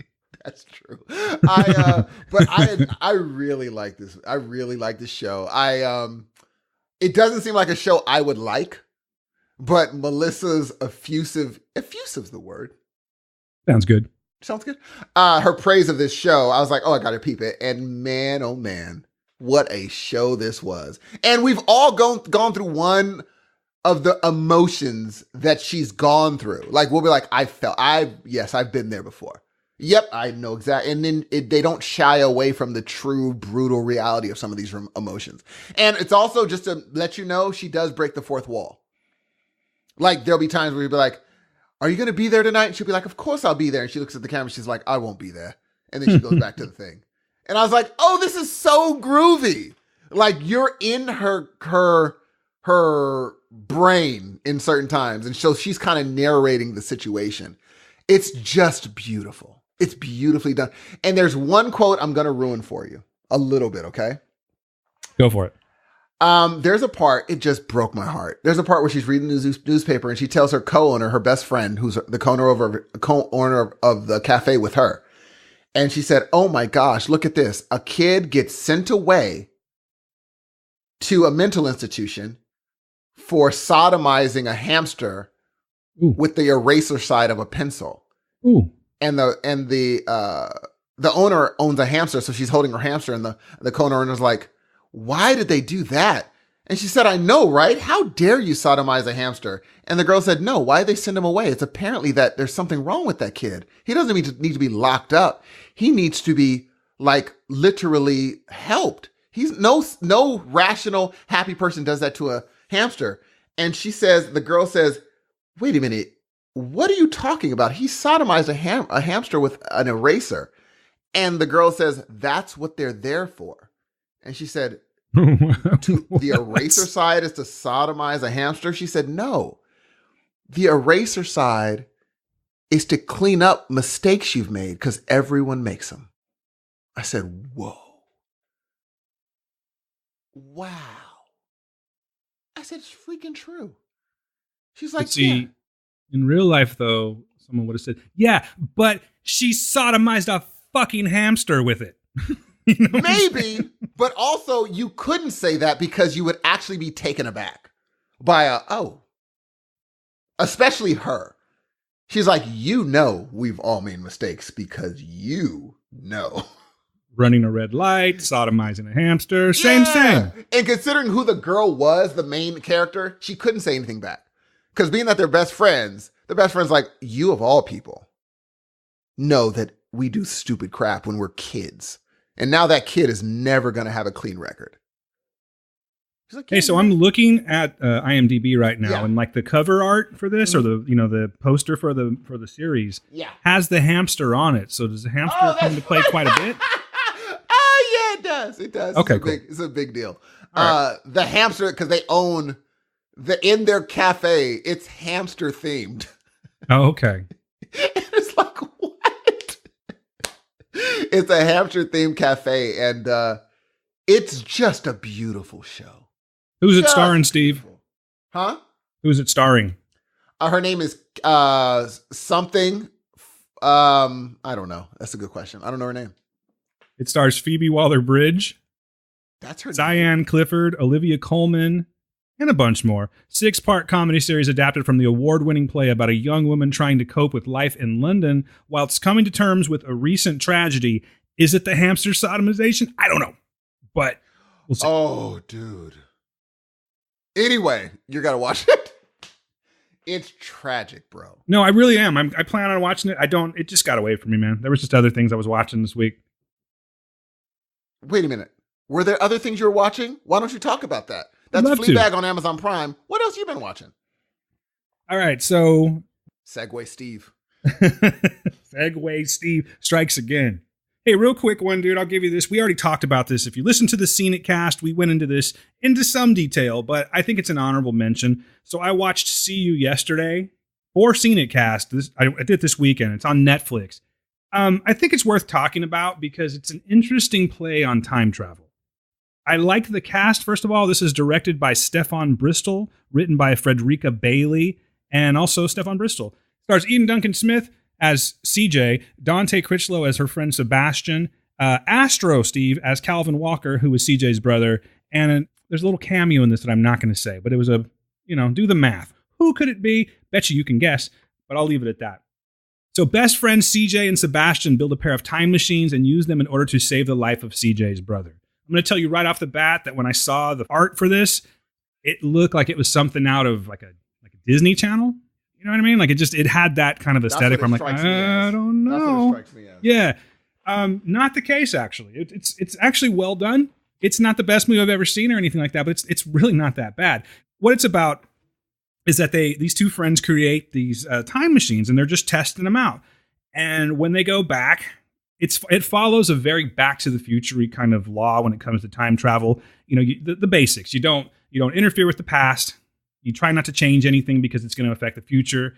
Guess what they do? Guess what happens? And it becomes a bit of a loop. It's a very straightforward story, but it touches on some things that I thought were really worth mentioning.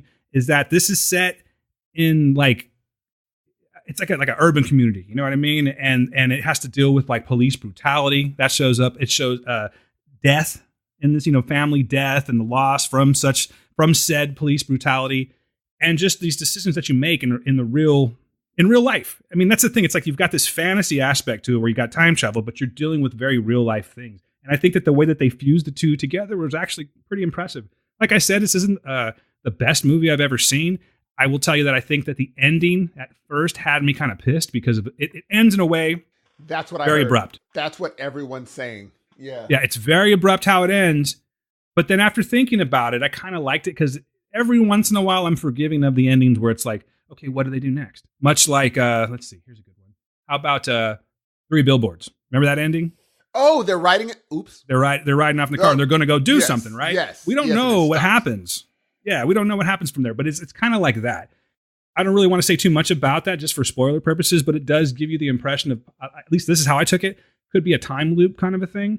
I don't know if they're shooting for a sequel with this one or not, but I think you will be surprised. The acting could be a little bit better. I don't think that it was bad. I've seen a lot of movies come out. Sometimes you get movies casted with people of color, and stereotypes will really take effect in the movie and it just kind of ruins it for you. You know what I mean? They just go too much with it sometimes. Not the case with this one. I think that the acting was done very well. Everything was pretty believable.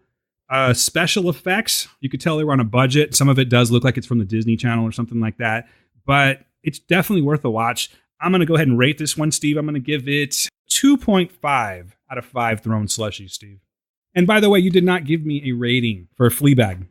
I'm giving it so far, as far as since I know there's going to be seasons coming, I'm giving Fleabag a 3. 3 out of 5 what? 3 out of 5 hamsters. Can they be sodomized? No. Again, Steve, you're no fun. No, it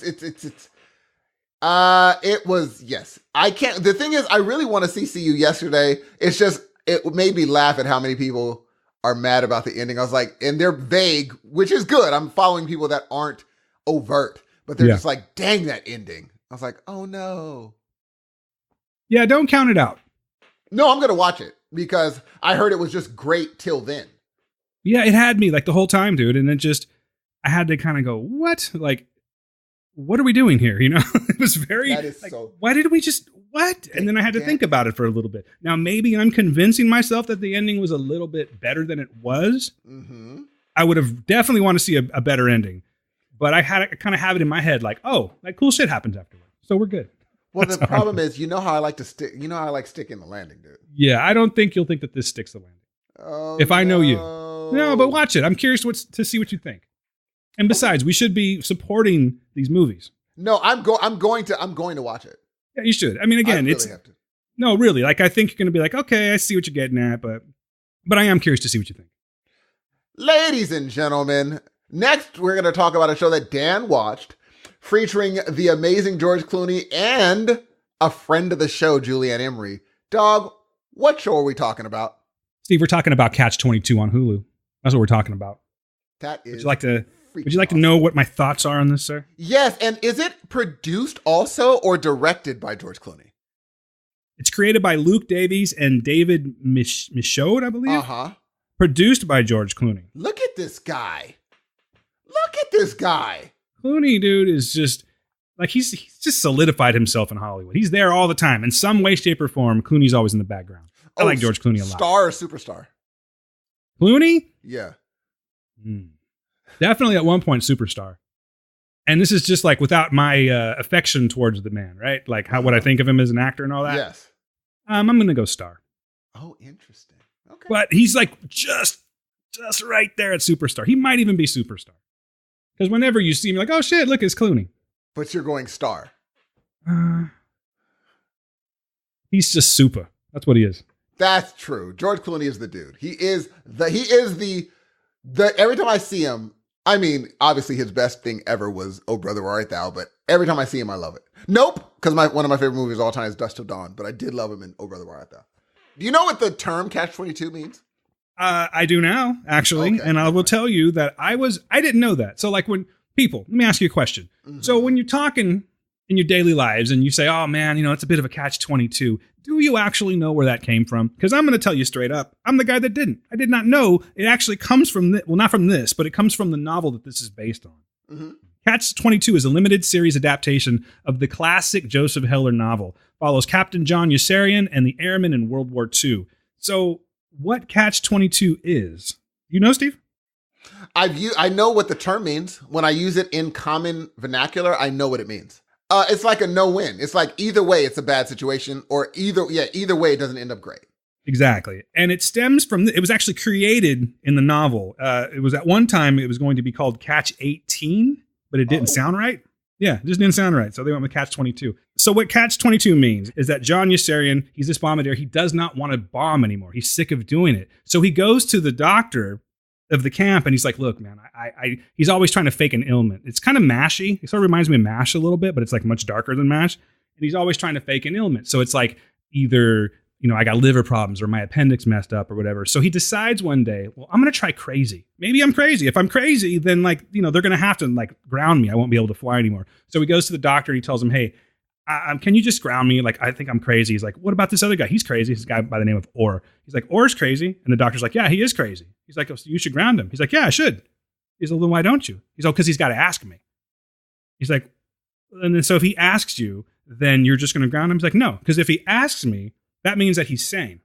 Do you know what I'm saying? That is so you're funny. crazy. Yeah, if you're crazy, you should be grounded and you should not be able to fly. But if you're able to recognize the fact that you're crazy and bring it to the proper authorities, you are now by definition sane because you were able to recognize that you were crazy. Totally. And guess what? Get your ass back up there and bomb. That's funny. So that's where Catch-22 comes from. I did not know people that have said this forever, that's exactly where this comes from. It's this like you said, Steve, you're damned if you do and you're damned if you don't. That is a really good, I love that. Yeah, it's actually really brilliant. And it's the first time that I'd ever known that that's what it was from. So I learned something. So this was edutainmental, Steve. Let me tell you something. The acting in this, bro, is so fucking good. When I first started watching this, I thought it was a bit of more, it's going to be more comedic because there are some not belly laugh kind of stuff. It's more of a dark comedy, but there are some straight up who's on first moments, which I'll let you folks see. Has to do with one of the characters by the name of Major. His first name is Major, last name is Major, middle name is Major because his dad was just a jokester. That's what he did to him on his birth certificate. And he happens to be I think was it a corporal or a sergeant? So yeah, he was Sergeant Major is what they were calling him, right? And they didn't want to do that anymore. So because it was confusing, they decided to call him, they actually elevated him to Major. So now he's Major. Stupid shit like that. That's the kind of comedy. Funny. Yeah, it's really funny, man. And it's got not Woody Allen type humor. Do you remember a movie called Brighton Beach Memoirs? No, I do not. It starred Matthew Broderick. It's just this very kind of old comedy, a very like an Abbott and Costello type comedy that they have sometimes. You know, it's very like focused in the period at hand, and they do very well with that, just the way that the actors are and the things that they say, how they relate to each other. But it's got this like old sense of humor that again reminds me of like an Abbott Costello kind of thing. So I'm thinking, okay, this is a comedy. This is good. I like this. And I actually said this on Pop Culture Leftovers. I said, I get this. I get the comedy. This is why I like it.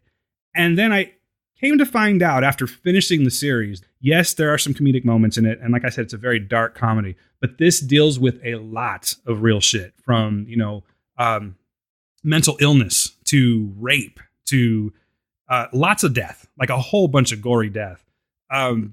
Suicide. I mean, it's just all there because, you know, we forget, yeah, we're watching this and it's very charming the way that it's all set up, but we are in the middle of World War II. There's a lot of real shit going on, you know? So these people are going up there, they're watching their friends die. They're getting these young kids that come in at the age of 18 that go into his tent and, like, you know, they're supposed to be bunking with him, and then they don't come back from these runs.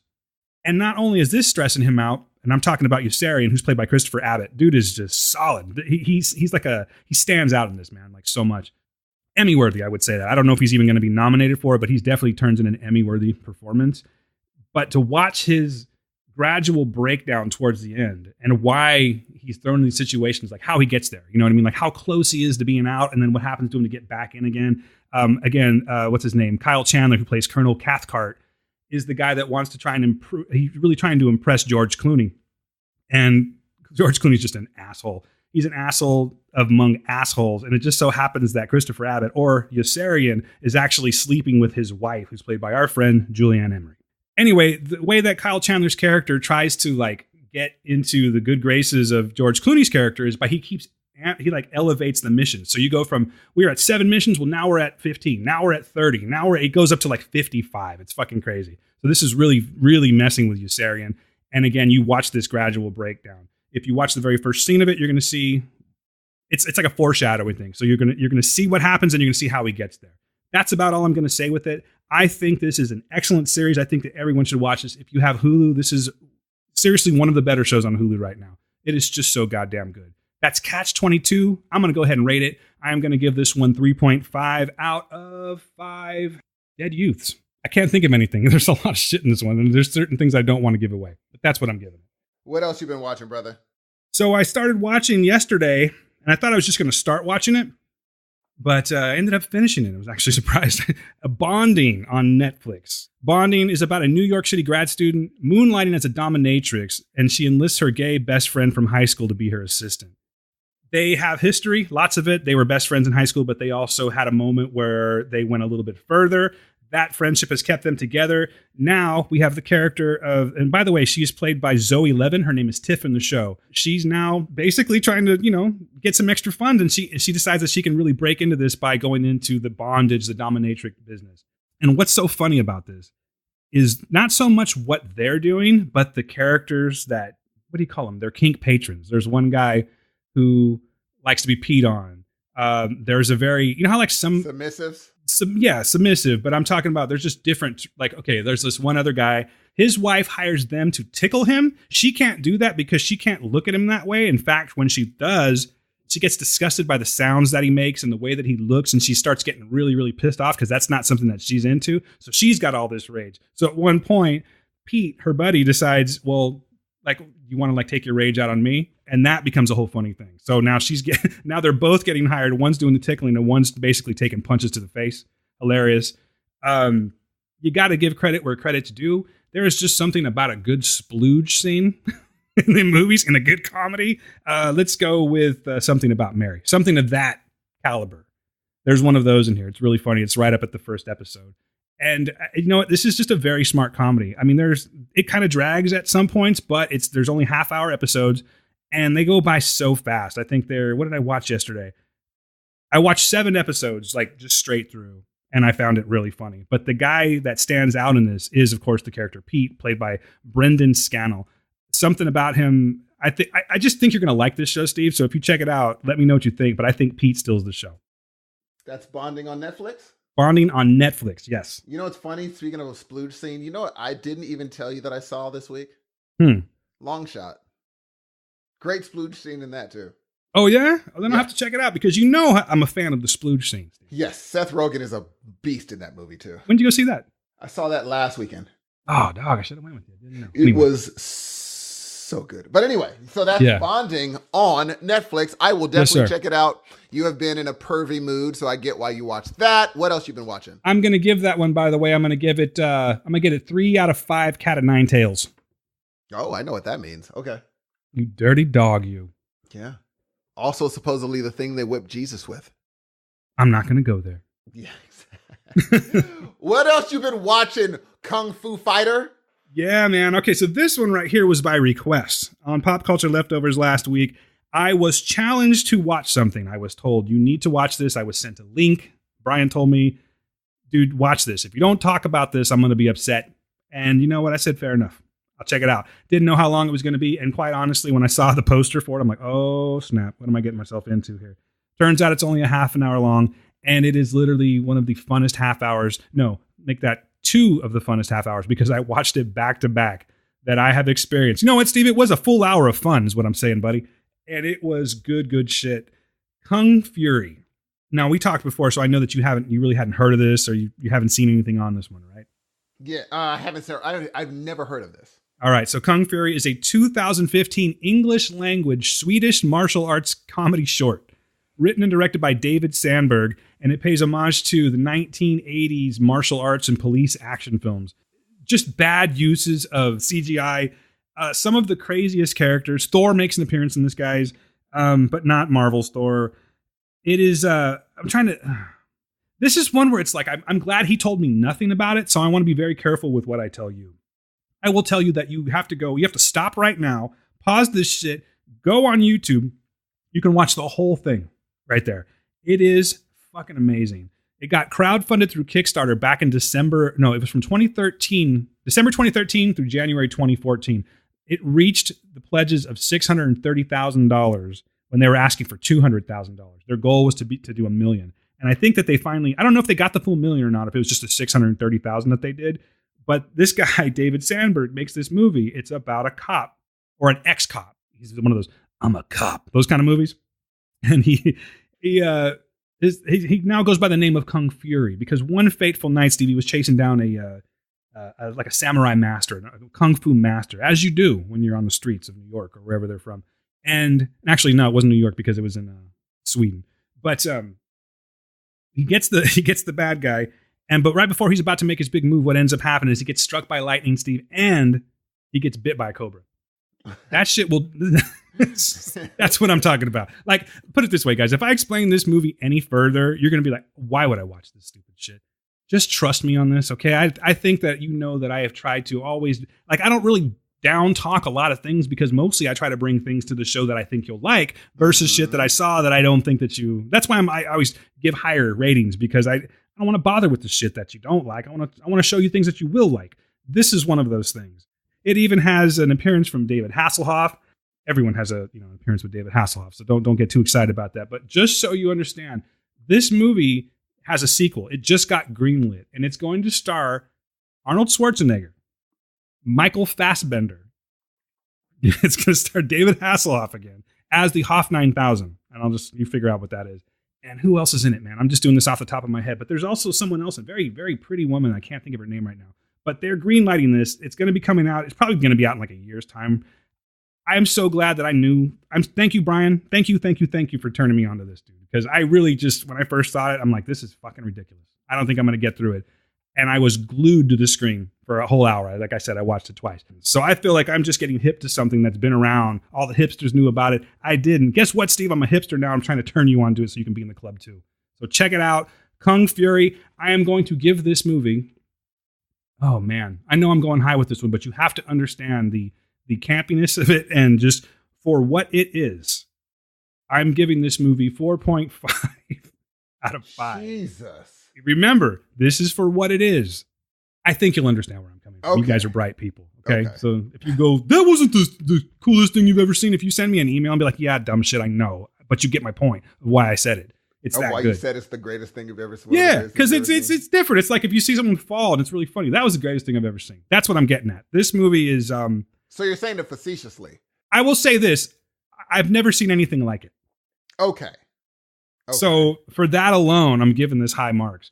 Yeah, and I'm going to stick by my rating. 4.5 out of 5 Damn. top surfboards. You are doing it, G.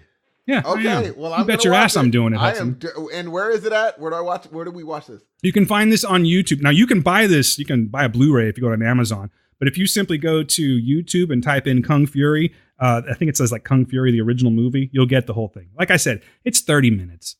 Put down your reservations. Don't be all serious about shit and watch this movie and understand that it knows exactly what it's doing. And that's why it's that good. Again, Kung Fury. Thank you very much, Brian.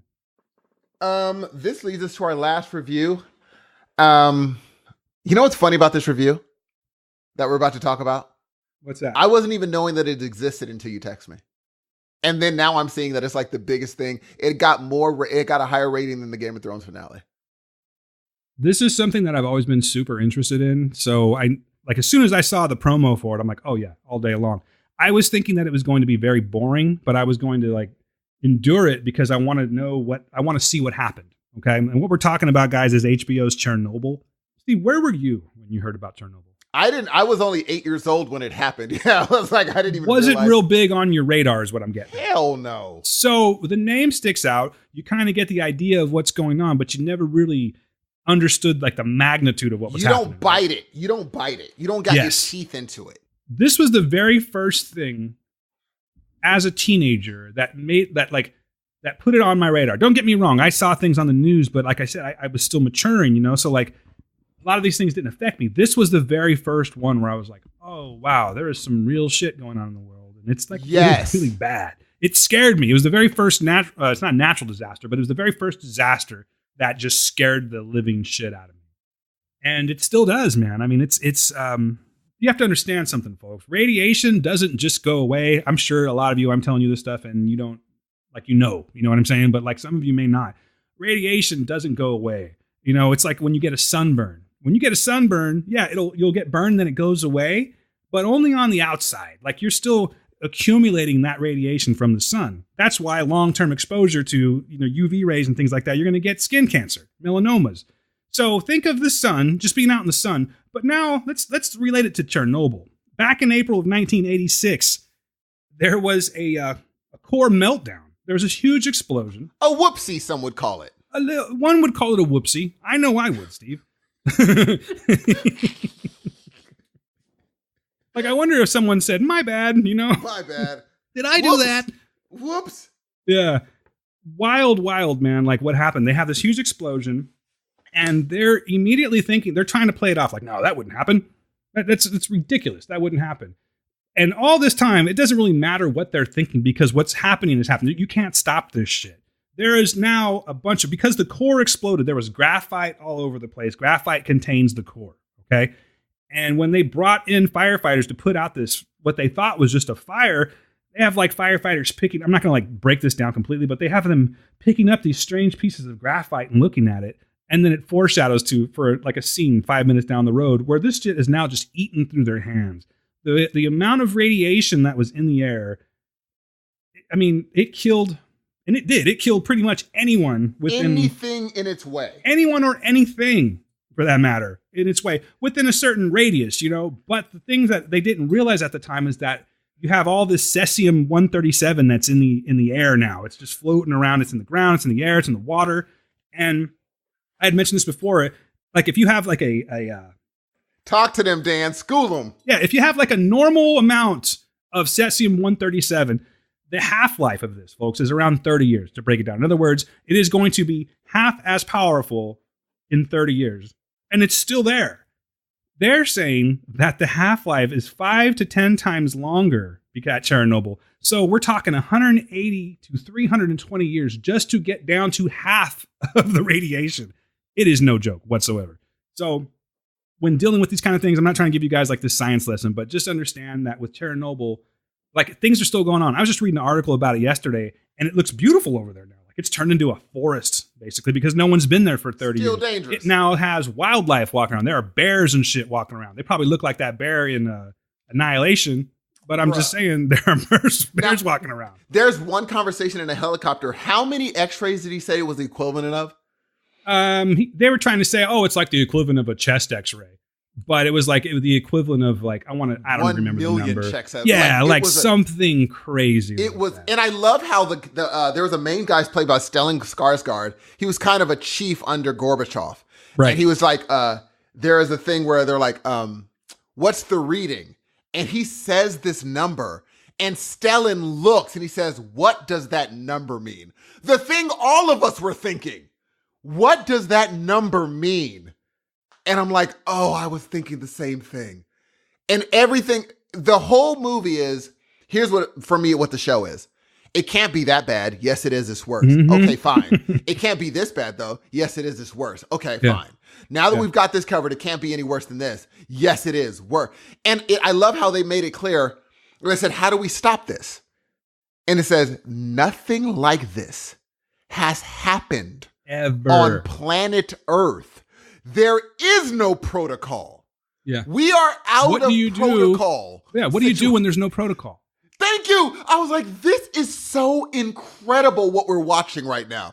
It is on a different level where they're just like, I guess we can go do this.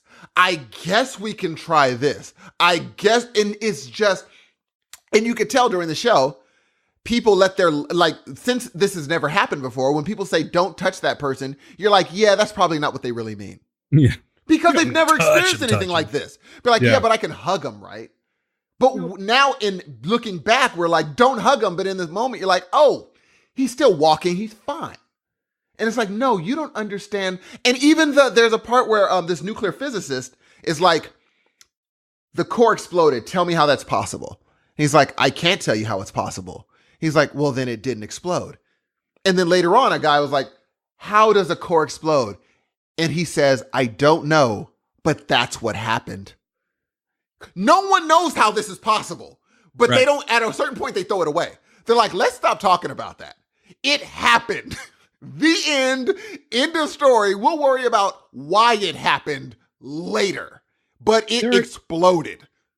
And there are several different things going on simultaneously while this is all going on. You have the Ukrainian government who is saying, like, they're putting a hush-hush on this because they don't want this getting out to the rest of the world. So they're trying to contain this in a very fictitious manner that, you know, it's not as bad as it seems. People can come in and help us get this under control, but they're not giving them all the details either. At the same time, you've got a lot of people that are sort of curious. There's this one particular scene where ash starts falling from the sky, right? How many episodes are you in? Did you watch all three? No, I watched, I'm on the third now. Okay. So yeah, I just watched the third one myself. But so you'll know the scene I'm talking about where there's ash falling from the sky and there's like, and you just really start realizing like how serious this is because like I mentioned before on PCL, they play the radiation much like they play like a looming monster in a horror movie. It's always present. It's just in the background and there is bad shit going on the whole time. You see these kids that are playing, they're running around because it looks like snow and they're playing in this radioactive ash, which is just killing them. You know what I mean? It's giving them radiation poisoning right on the spot. Young babies, animals running around in the streets and things like that. All this shit is happening. And then they also have the other component is that you have this small team of people that are trying to keep it hush hush, but they have no idea what they're doing. And they're just throwing shit at the wall to see if it sticks. Yeah. All of this just creates mad chaos. Of course, which makes totally sense. If I'm around that table and people are telling me how bad it is, I'm not just denying it.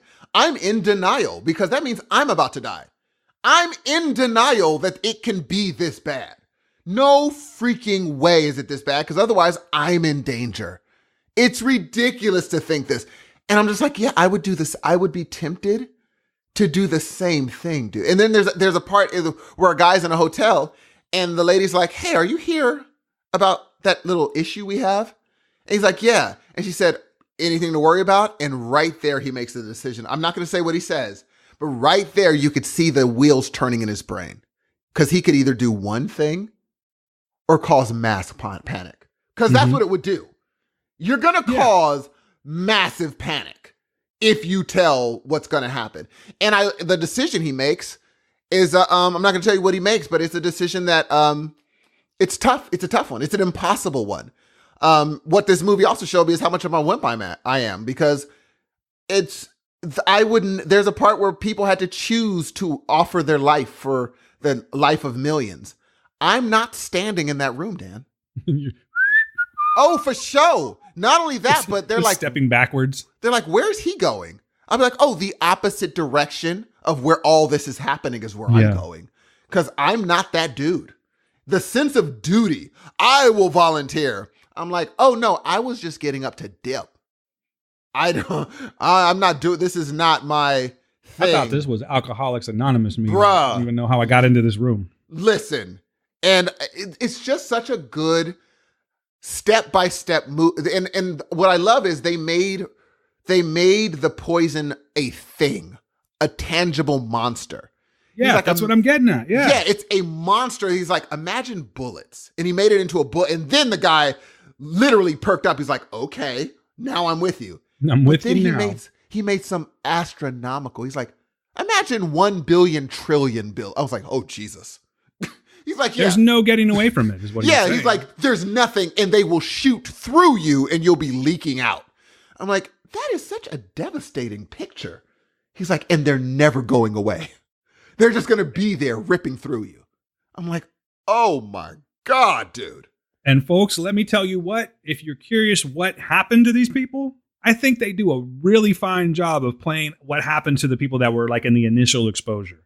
Because ionizing radiation will break you down from like a molecular level. You know what I mean? It breaks down your cells, it breaks down your tissue. It essentially melts you. You start off you get the first, what they call the manifest effect. And it's like the burn, maybe a little bit of radiation sickness where you don't feel well, but that goes away for a little bit of time. And then you get the latent effects. And when you get those latent effects, that's the worst shit ever right there. Because now you're, like I said, you're breaking down molecularly. Your skin's breaking down. Your organs breaking down. You're feeling all of this. You're essentially a melting candle. Bingo. And Bingo. On top of that, you are so radioactive that no one can get near you. Your loved ones can't get near you. You are a dead man. Yes. And it's the just people, crazy. The scientists that figured all this out, a lot of the scientists that figured out all these dangerous things back in the day, they're dead. Yeah. I did not know that. I was like, oh yeah, because you didn't know until you did this. And that, Steve, is just another instance of manifest. You know, a lot of people that didn't get as close, but were still exposed. I mean, thousands died. Tons. Yeah, but that's because it's the manifest effects. It eventually got them. Exactly. Be it myeloid leukemia, brain cancer, skin cancer, things like that. All of that is directly affected from the result of the meltdown at Chernobyl. Exactly. And the hard thing is, this is how people learn. Like when you talk about people that were first scientists that were first discovering this stuff, when they're in the midst of doing their calculations, they're like, wait a minute.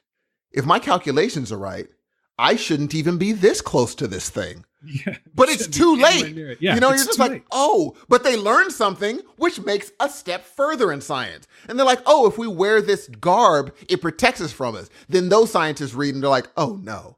Yeah. If my science is correct, then this garb doesn't help at all. And then it goes to another. When it first starts off, they're making guesstimates about, I think there's like 300 Roentgen in the air. That's the radiation that's accumulative in the air. But like they're sending their best equipment in there and it's maxing it out.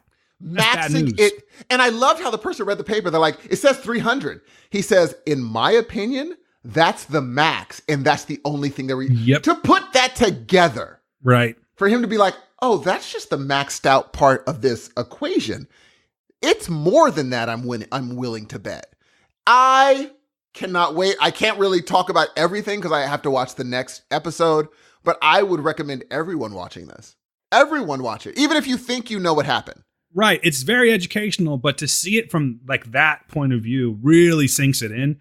Not only is the movie great, the series great, but it's great for several reasons. And one of them is that you've got this amazing story that needs to be told, but the cast that they picked to tell this story are all on top of their game. Jared Harris, who plays Valery Legasov, is fantastic in this.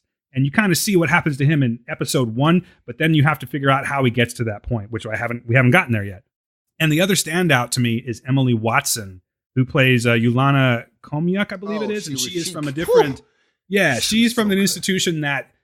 Like, she knows her shit about radiation. Yeah. She goes over there and she starts uncovering things that she's not supposed to be uncovering. The KGB gets involved. And I'm not even... Like, I'm at episode 3, and that's all we have right now. But I don't know what's going to happen with her, but I will tell you this. She's a complete badass in this. Totally. She comes And over she the top comes and in- is like wrong, Yeah, wrong she comes to in everybody. swinging, boy. Yeah, she's like, everything you thought was real, that's not the facts of the matter. Right. I'm like, I love this freaking show. Let's rate it, man. I'm about, from what I have now, I'm giving it a 4. A 4 out of 5. Oh, what were those containers that they thought were empty? Shoot. Oh yeah, we didn't even talk about that. There's a part where there's a couple things real quick. There's a scene with a helicopter Oh, Jesus. that has to do with what we're talking about right now. You guys have to watch it. I can't. There was a leak that shouldn't have been there, and there's this fire that's going on. And so what they decide to do is they're going to drop sand and boron on the reactor, but it's bad news because you're not supposed to do that. Oh. And you can only get within 10 meters of, you can't fly right over the core. Someone makes the mistake of flying over the core. I'm going to let you see what happens with this. But it's I will say, there we go. I would say 4 out of 5 cores. 4 out of 5 cores, just to be okay, that's cool. You're going to give it that? Good. I'll give it 4 out of 5 melting men. Love it. Yeah. So check it out, guys. That's Chernobyl on HBO. It is playing right now, and I think we have just a few more episodes of it left. It's just a miniseries. Can't wait. Steve, I know you got to get going, buddy, but I have one more thing to talk about. I'll be really quick about it, okay? Just really, really quick is because I've been trying to take into consideration when people ask me to listen to something or they recommend something to me, I want to do that because I'm always down with new material, new movies, new music, and whatnot. In this case, we are talking about music. Not a new band, but a new band to me. I've heard about this band for quite some time, and I don't know why. They just weren't really on my radar. But recently, Jake from Pop Culture Leftovers, was it yesterday, in fact, turned me on to Vampire Weekend. Yes, I know about them. Yeah, so you have about as much familiarity that I had at that point. I thought it was a cool name. I know that whenever they put out a new album, everyone goes apeshit for it, and I really wasn't sure why. This isn't really the type of music that I would normally listen to. It's not bad. I mean, I listen to everything. I shouldn't say that. But it was not what I was expecting. Vampire Weekend just put out a new album, and the album's called Father of the Bride. There was somebody, I think it was Quentin, actually, our buddy Quentin, that was asking for album recommendations on the Leftover Army page, and people were throwing their things in. I threw in one, Mr. Bungle. Jake liked that, and I guess we have similar tastes because he sent this to me in a PM. And he just said, listen to this album. And he gave me like his whole opinion on it, why it's good and why he didn't like it at first, but how it grew on him and everything. And just from listening, I've done 2 full listens of this album now. Don't know the songs' names. I don't know any of the lyrics yet. And again, this is my first experience with Vampire Weekend. But this album is incredible, dude. And I think that you would even like this album. It's called Father of the Bride. It's just this amazing combination of musical styles. Of all people, there is a lot of Paul Simon influence in it, dude. And that's not something that I normally just grab onto right away. But if you hear it, you will know exactly what I'm talking about. And I'm sure there's more to it. I'm not really actually prepared to talk about Vampire Weekend because this is a brand new band to me. But I thought that the album that I heard, again, Father of the Bride, was so good that I feel like I had to tell you people this. And I definitely wanted to thank Jake for turning me on to it because I probably would never have listened to Vampire Weekend unless by accident. That said, now I'm going back and I'm going to listen to everything. I think this band has so much to offer, man, just from hearing this last album. And I don't know, maybe there's Vampire Weekend fans out there that are like, it's their worst one, whatever. Well, if this is their worst one, then I can't wait to hear their best one. So again, Vampire Weekend, Father of the Bride. I don't have really anything to rate it with yet. I just wanted to, it was an honorable mention because I wanted to thank Jake for turning me on to that. I'm always down with new music. If you guys have new music that you want us to hear, send it to us, man. You don't have to send us the music, but recommend some stuff and we'll check it out for sure. Other than that, that's pretty much all I have to talk about this week.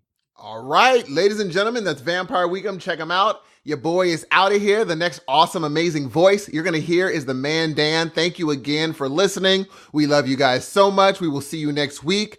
And until that wonderful time, I'm out. Oh, I thought you were going to throw some more lyrics on that, dude. I was starting to feel it a little bit. Wonderful time. Guys, that's it for me too. My name is Dan Ramirez. Thank you for listening to episode 69 of Heroes of Noise. Guys, go out and listen. Watch Kung Fury. Take a chance. Watch Bonding. Watch See You Yesterday, Chernobyl, Fleabag, Catch-22. It's all a bunch of good shit that we picked for you guys to check out. And I really wholeheartedly hope that you watch this. Get back to us. Send us a voicemail. What did you like? What didn't you like? I want to know these things. That's why I'm here, to help you people out. This has been a fantastic show, ladies and gentlemen. We will see you next week. We got big things in the works, and I don't even know where to start. That's how much stuff's going on. I'll talk to you next week. This is where I tell you, be good to yourselves, be good to the people around you. We are the heroes of noise. Peace.